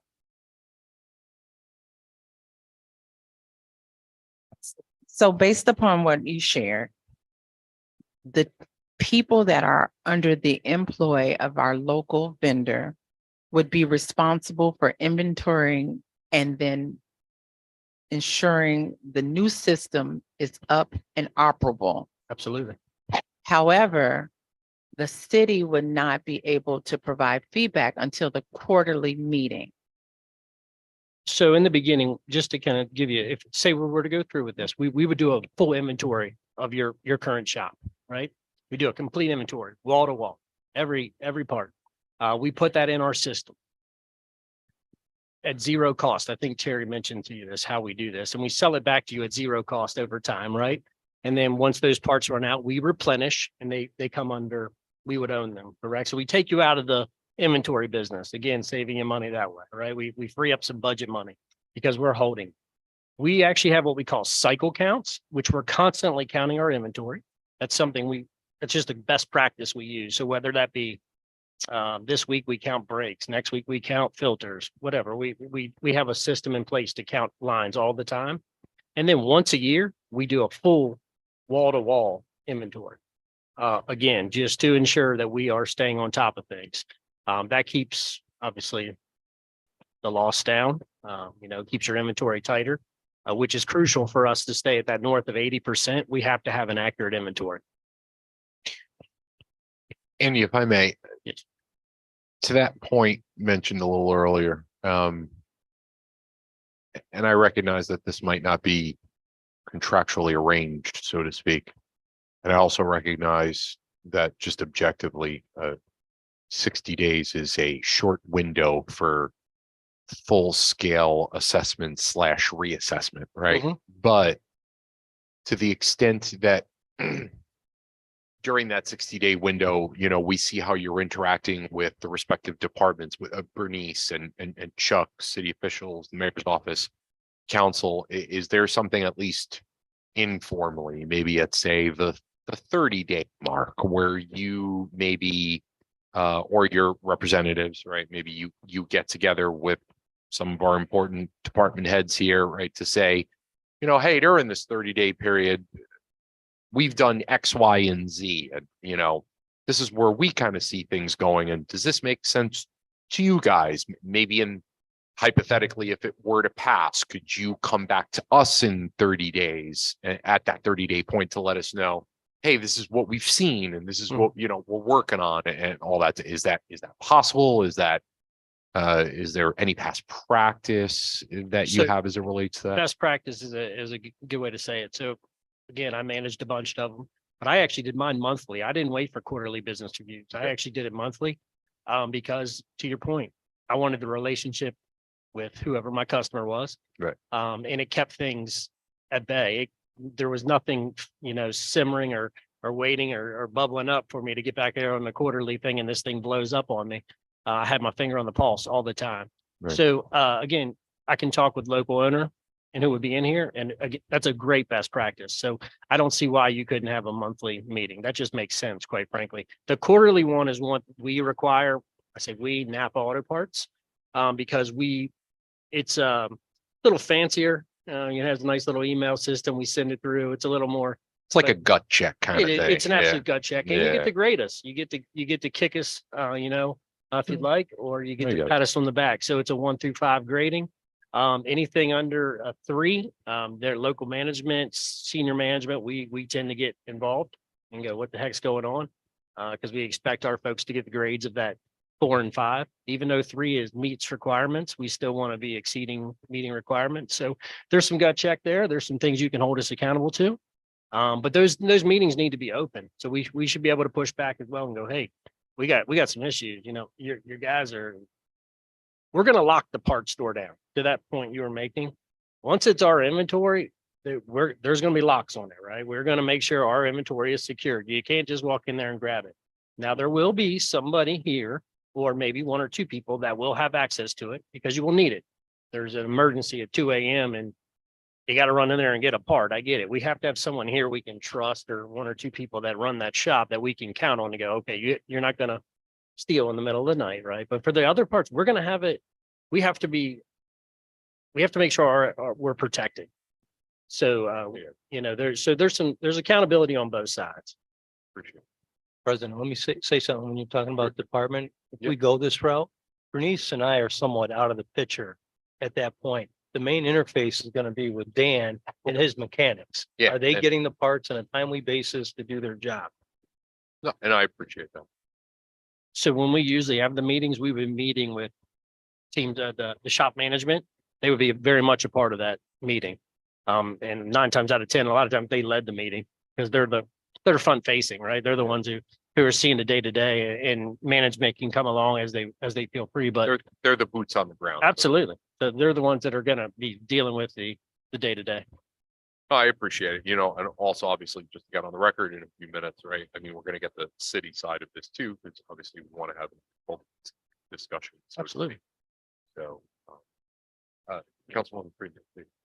Thank you, President Scringy. Thank you for taking time to be here with us.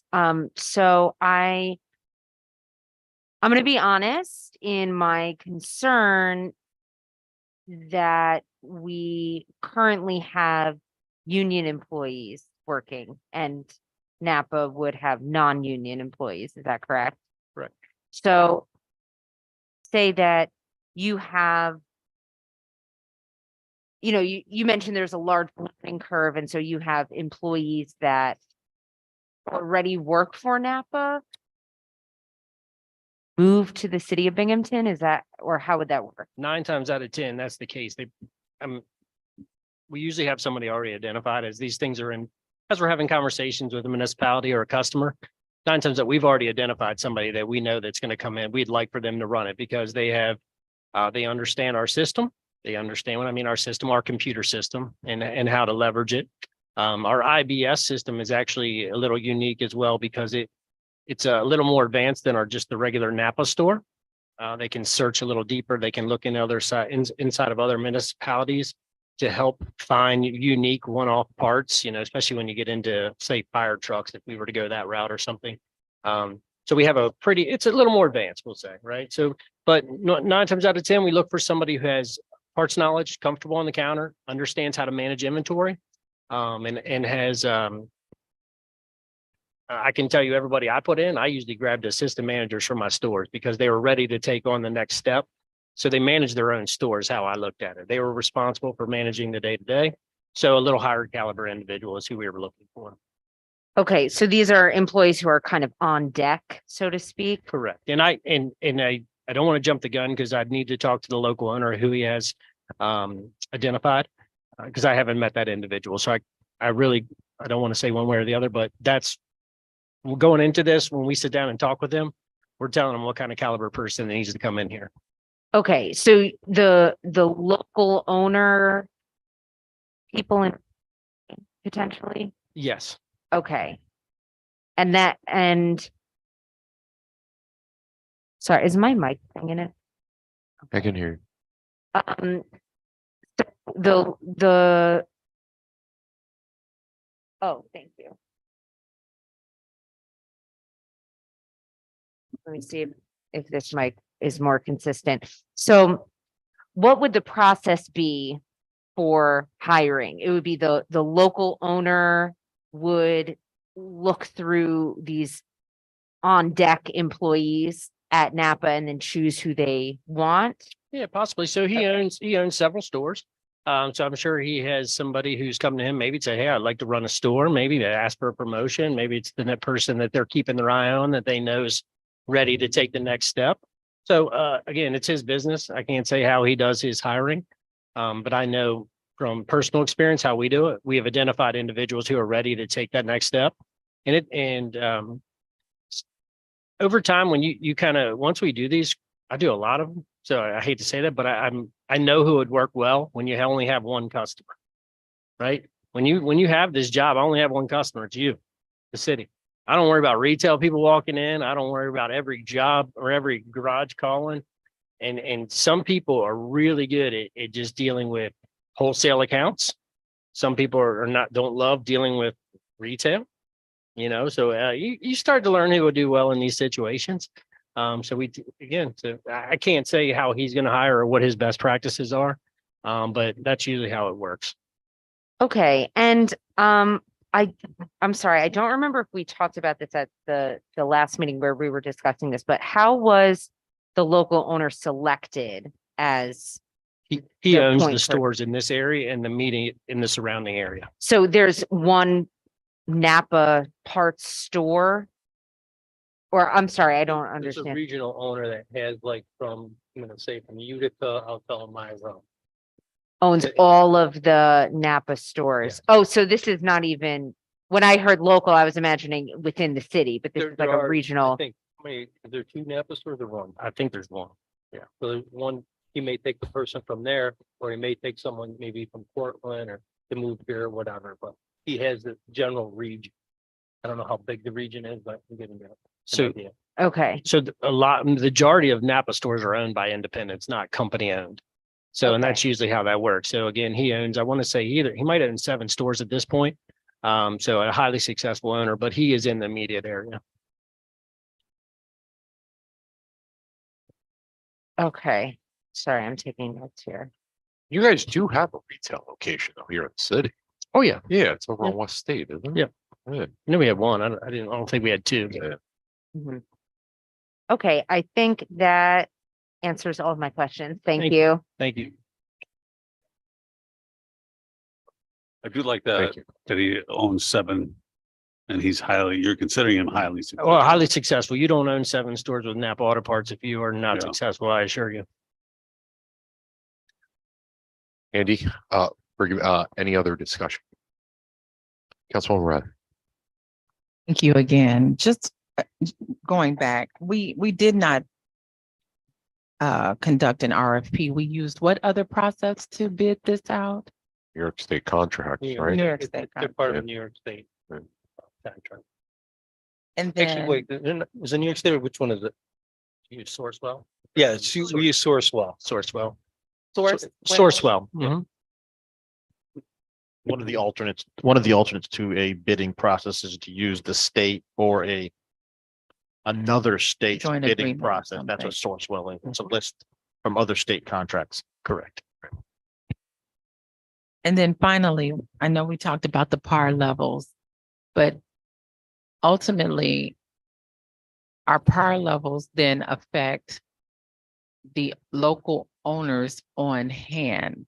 We never hold up to our order levels. So the 80% would have to be in his warehouse, correct? Correct. The goal is actually to have it in your house. We want to have the inventory on site 80% of the time. So we are not getting in a vehicle and running down the street to get a part. We want to just hand it to the technician. Okay, And that's the goal. And in time, it does take time. That is not an overnight process because we have to learn your fleet, how you're selling through your fleet, and your cars are aging the whole time.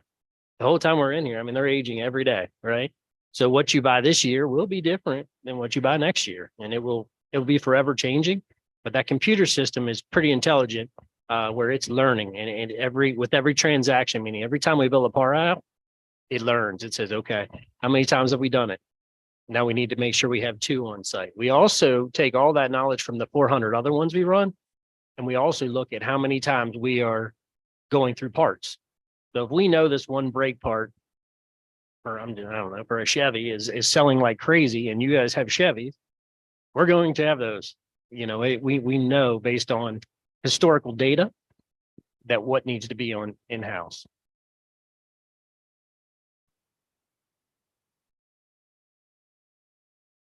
Colleagues, anything else? Andy, Bernice, Chuck, thank you very, very much. Yeah, thank you for your time this evening. Thank you very much. Yeah, thank you.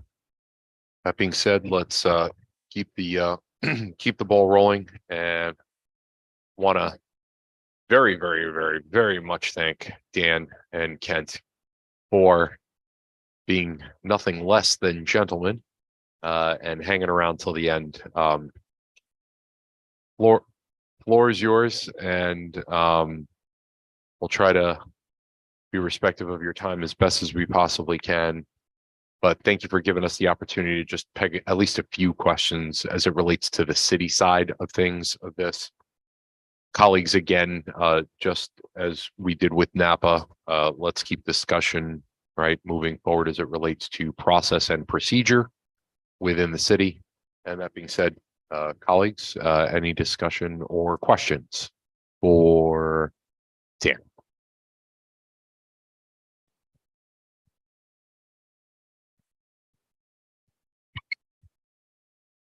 Councilman Byrd. Yes.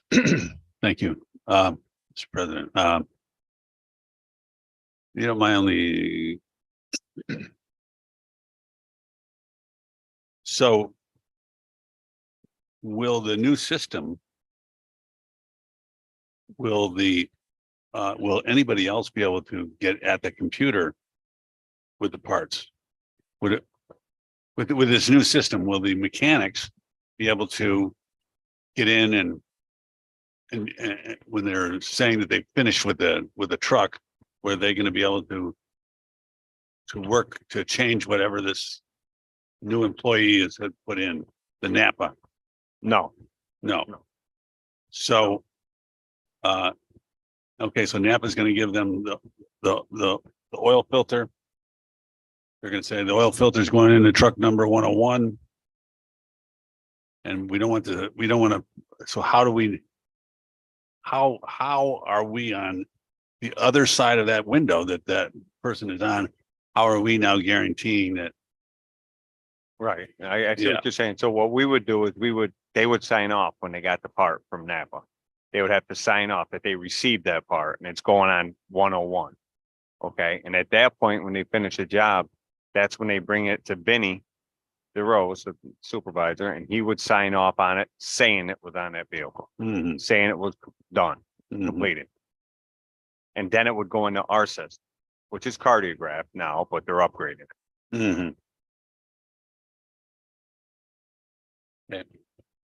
Thank you. Councilwoman Freed. Thank you, President Scrungy. I can't remember if we've asked this before, but I'm wondering if you could talk about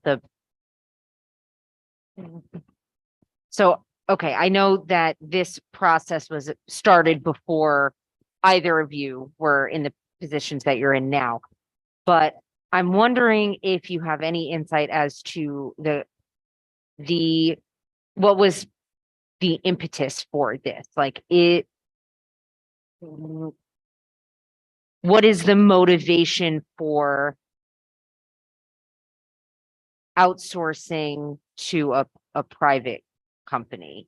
I mean, I know like we've been given a litany of reasons why, it might be better, whatever, but can you speak to what was going on at the city that we said, you know what, why don't we try and find a solution that may lie in a private company? Vehicles sitting in the garage for a long extended time, waiting on parts. Employees not being able to produce the part we need and in a timely manner. A lot of chaos down there when it came to parts for vehicles.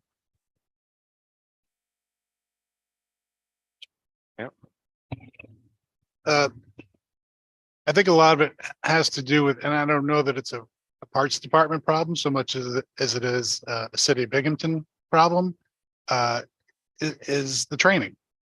A lot of stuff like this comes down to training. So if you have a scenario where you're not getting the most qualified person for that job, maybe they meet the bare minimum qualifications, you can squeak them in there and maybe it'll be okay. But in that scenario, you have to make a serious investment in training. Really important. And we don't have that investment. And there doesn't seem to be an appetite to make that investment. Again, these are the observations of someone who's been here since October, so you can obviously take that as you like. But I've seen that reasonably consistently is that because somebody is pretty good at, running a truck or turning a wrench or whatever, that's great, but it doesn't make them a good manager. And that's what I've seen. So the supervision, I think you've seen this. The level of supervision is lacking. The level of is lacking. If everybody hired really well qualified to do their jobs, I think it would be okay. I think what's thematic here is that you have a workforce that in many key areas is not really up to task, and the management and supervision isn't really there to train them to propel them forward in the way that you would like. And so you have a kind of consistent malaise that just kind of hangs there. And, you know, like you said, over the years, how many years can this go on? You know, to me, that's what I've seen. That's the question. Now, again, being new, and I'm not a personnel person by trade. I was a dean of students at the university for 30 years. That's what I did. But in that time, I did a lot of management, a lot of training, a lot of supervision, a lot of hiring, a lot of firing, that kind of stuff. And so that would be my quick take on the real issue. Because that was one of my questions. Well, could we do that? No, it would take a lot of investment in other areas that we just don't seem to have. So I think that is that's what's driving the scenario. I think at its core. And I think that is part of the impetus to go out, because yeah, I would expect, I haven't seen the NAPA contract and I wasn't involved in that, but I would surely expect or anticipate that the person that they have at that window is a trained person who knows exactly what they're doing with these parts, how the system works, and how to get it done. Day one, not a trainee, but somebody who really knows what they're doing, how to make that work. I think on both sides of the window right now is the person giving out the parts doesn't really know the system really well. And they're kind of just doing the best they can, which confuses the person on the other side of the window, which doesn't make for a good working environment for either one of them, particularly. So when you know, when we talked about, you know, throwing a Ferrari, you know, it doesn't make, you know, that resonated with me, because that's correct. But reading more into it, I think that the idea would have to be, well, you're getting a Ferrari, hopefully, but you're also getting the driver, someone who does know how to drive a Ferrari. Hopefully, again, that's fingers crossed, and every contract and every vendor contractor, you know, will tell you that they're awesome and that everything's perfect. But I think that is the scenario. And until we can train our own Ferrari driver and be able to afford our own Ferrari, then that's what seems to me to be a pretty good option if we have one available, if the price is right, if the contract's right, if the situation's right. That's what has concerned me since my initial involvement in all this, and kind of winding down in there. Those are my observations, and that's why I would do it unless there was a real commitment to training and development, and probably the salary piece, because that's really hurting too. That's why there's so much movement and hard to get people, and the salary's not the best. So I don't think you'd be able to hire somebody outside to do the job that this person's likely to be able to do.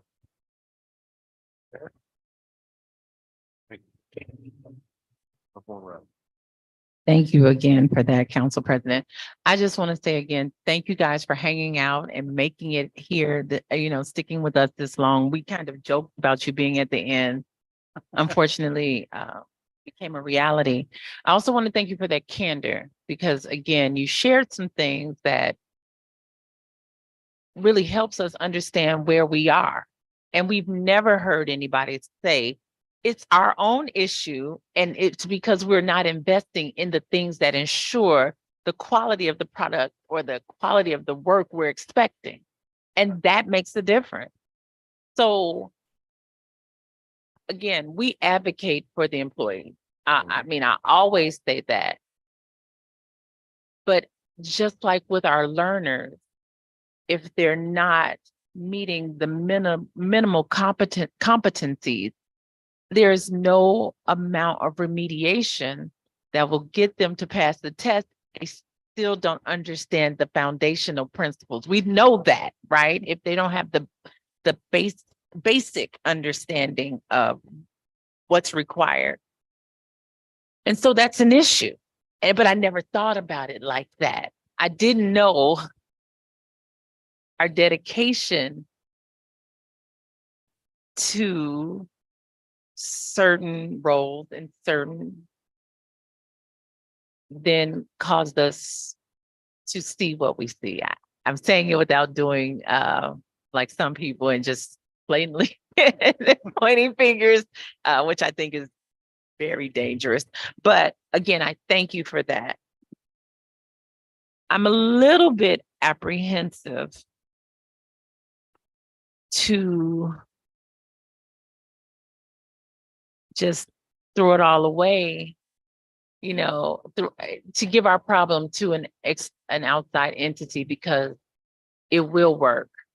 Because if we use that as the strategy here, then there may be a company that we can outsource our mayor, our council. I mean, I'm being facetious, but I'm saying it can become where we are leaning on external vendors for everything, right? We're setting it pretty much. I mean, we know we have HR teams that are on Facebook, $95 a month to run all of your HR requirements.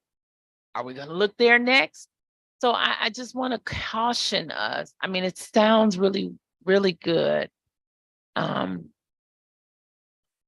And we need to think about that, because not only do we have these employees that are under our employed now in that space to consider, we have the other entities, the other departments looking at how we approach this, because we still don't know why, when it was brought up by Billy several years ago, it didn't pass at that point, you know? And Chuck brought up, we don't have their CVs, which we've never had CVs. Resumes. So I just want to I'm speaking to my colleagues here. I'll include Gio. Right. But we need to we just need to be careful. And thank you again for being here. I will say about the CVs though, like I said earlier, none of them that got hired had any professional parts experience, any, but they were the best that we had.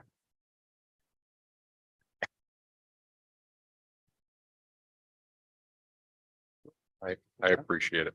They were most Any other discussion? Excellent. Thank you, colleagues.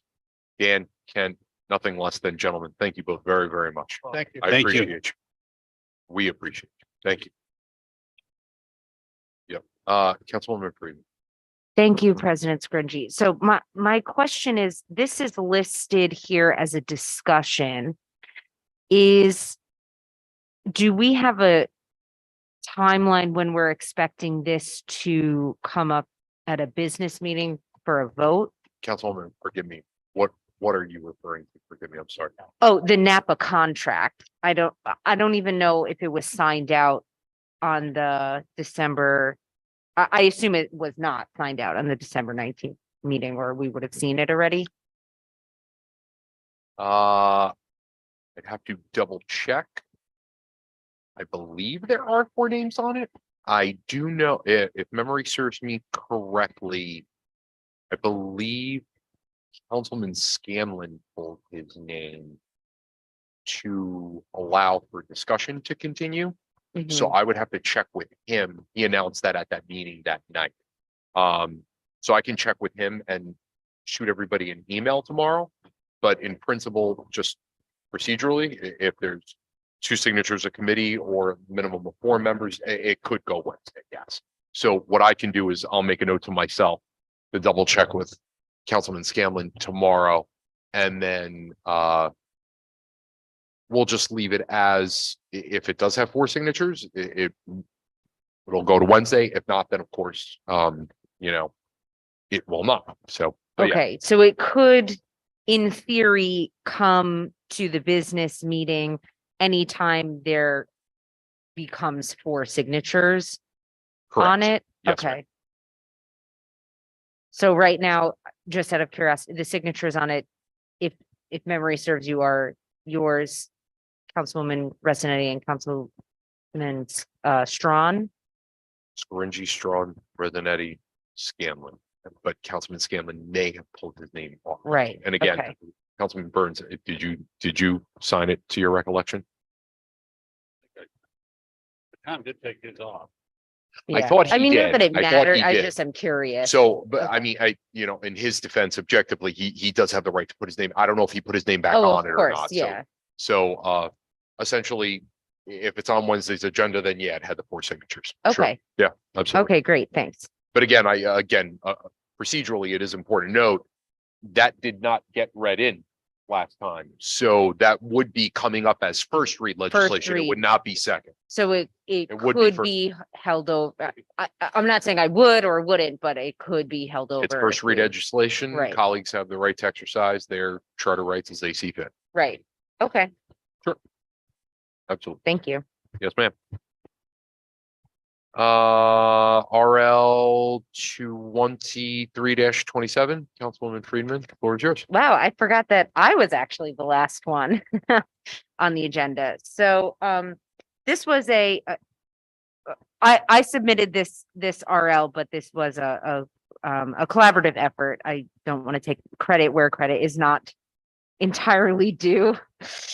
So so I was not able to be here at the last work session, but I did stream the meeting while it was happening. So I heard some of the discussion. And the reason why I feel like this is still valuable is that there's some language in here that would allow for certain things that are not happening right now, given the fact that this incident is being investigated by the Attorney General's office. We, as council members who in theory have oversight over all the city employees, including the Wait a minute. the Point- police. Just point of order, just so the people that are watching understand that you're saying that it still had some value. In other words, we had put this in before you knew that the Attorney General was investigating. So even though that is true, it still has some value. I think that's what you.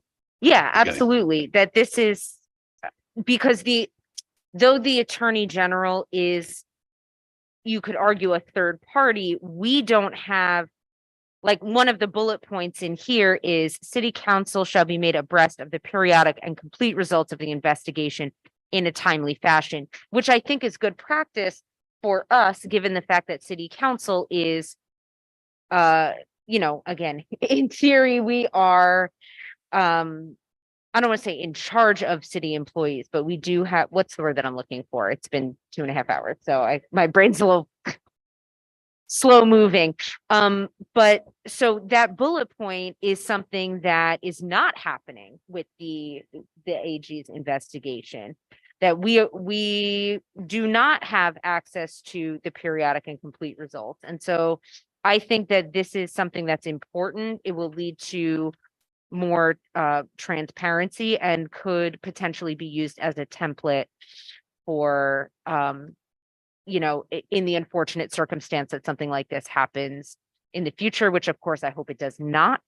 But I think that this could be used to provide a template for the procedure that may be engaged in the future. And I don't know if any of my colleagues would like to add on to that if I missed anything. I do Any want, discussion? yes. Yeah. go Where ahead, is the Councilman. sign out sheet for this document? Okay. Because I don't think we received it. I just wanted to make sure that it is, again, being recognized as an RL that is available for signing out. And as my colleague, both of my colleagues already stated, that this is not only to safeguard the city leaders, but it's also to provide oh gosh, now I'm doing it. I know it's been a long night. Almost 9. Yes, to ensure that we are providing a transparent process moving forward in all that we do. So if you all remember, and Councilman Burns was a part of this 6-week process, part of the reinvestment reform collaborative that was put forth by the previous mayor and selected. The participants were selected by him as well. And part of that collaborative closed with ensuring accountability, and they will conduct a regular audit of arrest, use of force, and stop data using an external party, an independent research partner. So not only would we be moving forward with an investigation or an audit, but it will ensure that what was put forth and voted on by this body, again, based upon the 2020 executive order from Governor Cuomo, it would make right of the promises that were within that document that we have not fulfilled. And those of us that have that reform document, the 3 pages that actually were part of the work, I think maybe 3 to maybe 5 pages total. I think there's 7 pages. 7 pages, I'm sorry. 300. Yeah, the 300-page document, but 7 pages from the actual collaborative. We're not even addressing. We're not. They're not there to reconvene. There's been no call to reconvene. And again, what we have to do is ensure that we are thoroughly investigating what happens in this department to prevent continued issues or rehashing of what was seen on the video. Thank you. Thank you, Councilwoman. Any other discussion? Councilman Berg? Oh, I'm sorry. Okay. And again, just for the purposes of process, if you will, and continuity, that is the reason why I instructed the clerk's office right away to make sure that an RL number was assigned to it. So, thank you, Mr. Clerk. Any other discussion? Did you, oh, hey, sorry.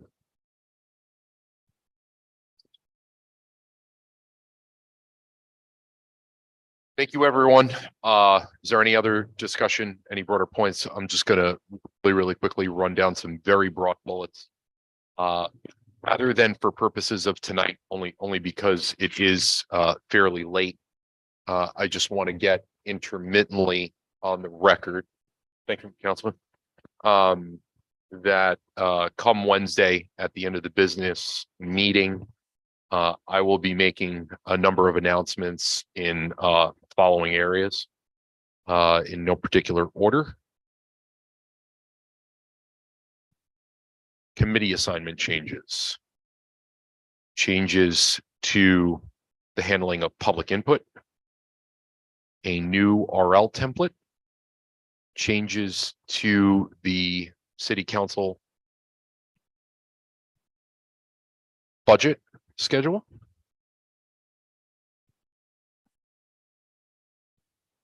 And a way over the course of 30 days that we will look to deal with public hearings that have RLs associated with them to ensure that we have an appropriate amount of time to be able to take into account the public feedback that we received. So I will offer more specifics on that Wednesday, partly because in relation to the committee assignments, I need to announce that on a Wednesday because it's a business meeting to officially get that into the record. As it relates to just broader process of how we operate, I hope that you guys saw by the order of the way in which I did things tonight. I operate a very specific way as it relates to rules and procedure. I am listening. I will continue to listen. I've had some great discussions with some of you, least of which Councilwoman Friedman, I think we went, what was it, 2 hours and 9 minutes one night? So, and it was a good discussion. So I am listening and I will continue to listen. That door is always open. So, I'll give credence to all those things on Wednesday, just because again, I know we're getting kind of late here. So, Councilwoman Riley, please. We have a draft of what you plan to discuss before it is brought before the public. I can email that out tomorrow morning. Sure, I can. do that. That would be great. Thank you. Absolutely. Yeah.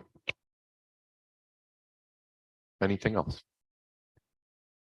Madam Deputy Clerk, Mr. Clerk, thank you very, very much. Mr. and Madam Court Counsel. If that's a thing. The counselor. I like that. Counselors, yes. Thank you all for your patience. Motion to adjourn. Moved. Second. For Oh, he has anything to on read pending what he legislation? said. No. Just the 14 items that we have on here, and we're also setting a public hearing for Tito's legislation, RL 2333. However, we have to clarify that NAPA is under pending. We have to verify that. Yes, we'll verify that before the packet goes out tomorrow. Okay, thank you. I don't want to prolong this, but my recollection is the same as Gio, that the night that it was going to come down to a vote, Yeah, Tom pulled his so, signature. That's my yeah. recollection. So, if it goes on at all, it's because he adds his name and it's on first read. Yeah, we don't know if it's that, you're right. It's been on the pending legislation for a few weeks now. But Well, because it had 4 signatures on it at one point. Yeah, I think that's the reason why. So, but, yeah, Mr. Clerk, if you can verify whether Councilman Scanlon, he did remove his name, but if you could please verify if he put his name back on it. And then if so, then, move forward respectively. Anything else? Motion to adjourn. Motion to adjourn. Councilman Burns, seconded by. Oh, you didn't? But we didn't vote. Yeah, count. I thought you did when. No, count. Who's the second? I Oh, second. Councilwoman Riley motion, Councilwoman Friedman was second. We are adjourned. Thank you, colleagues. Thank you.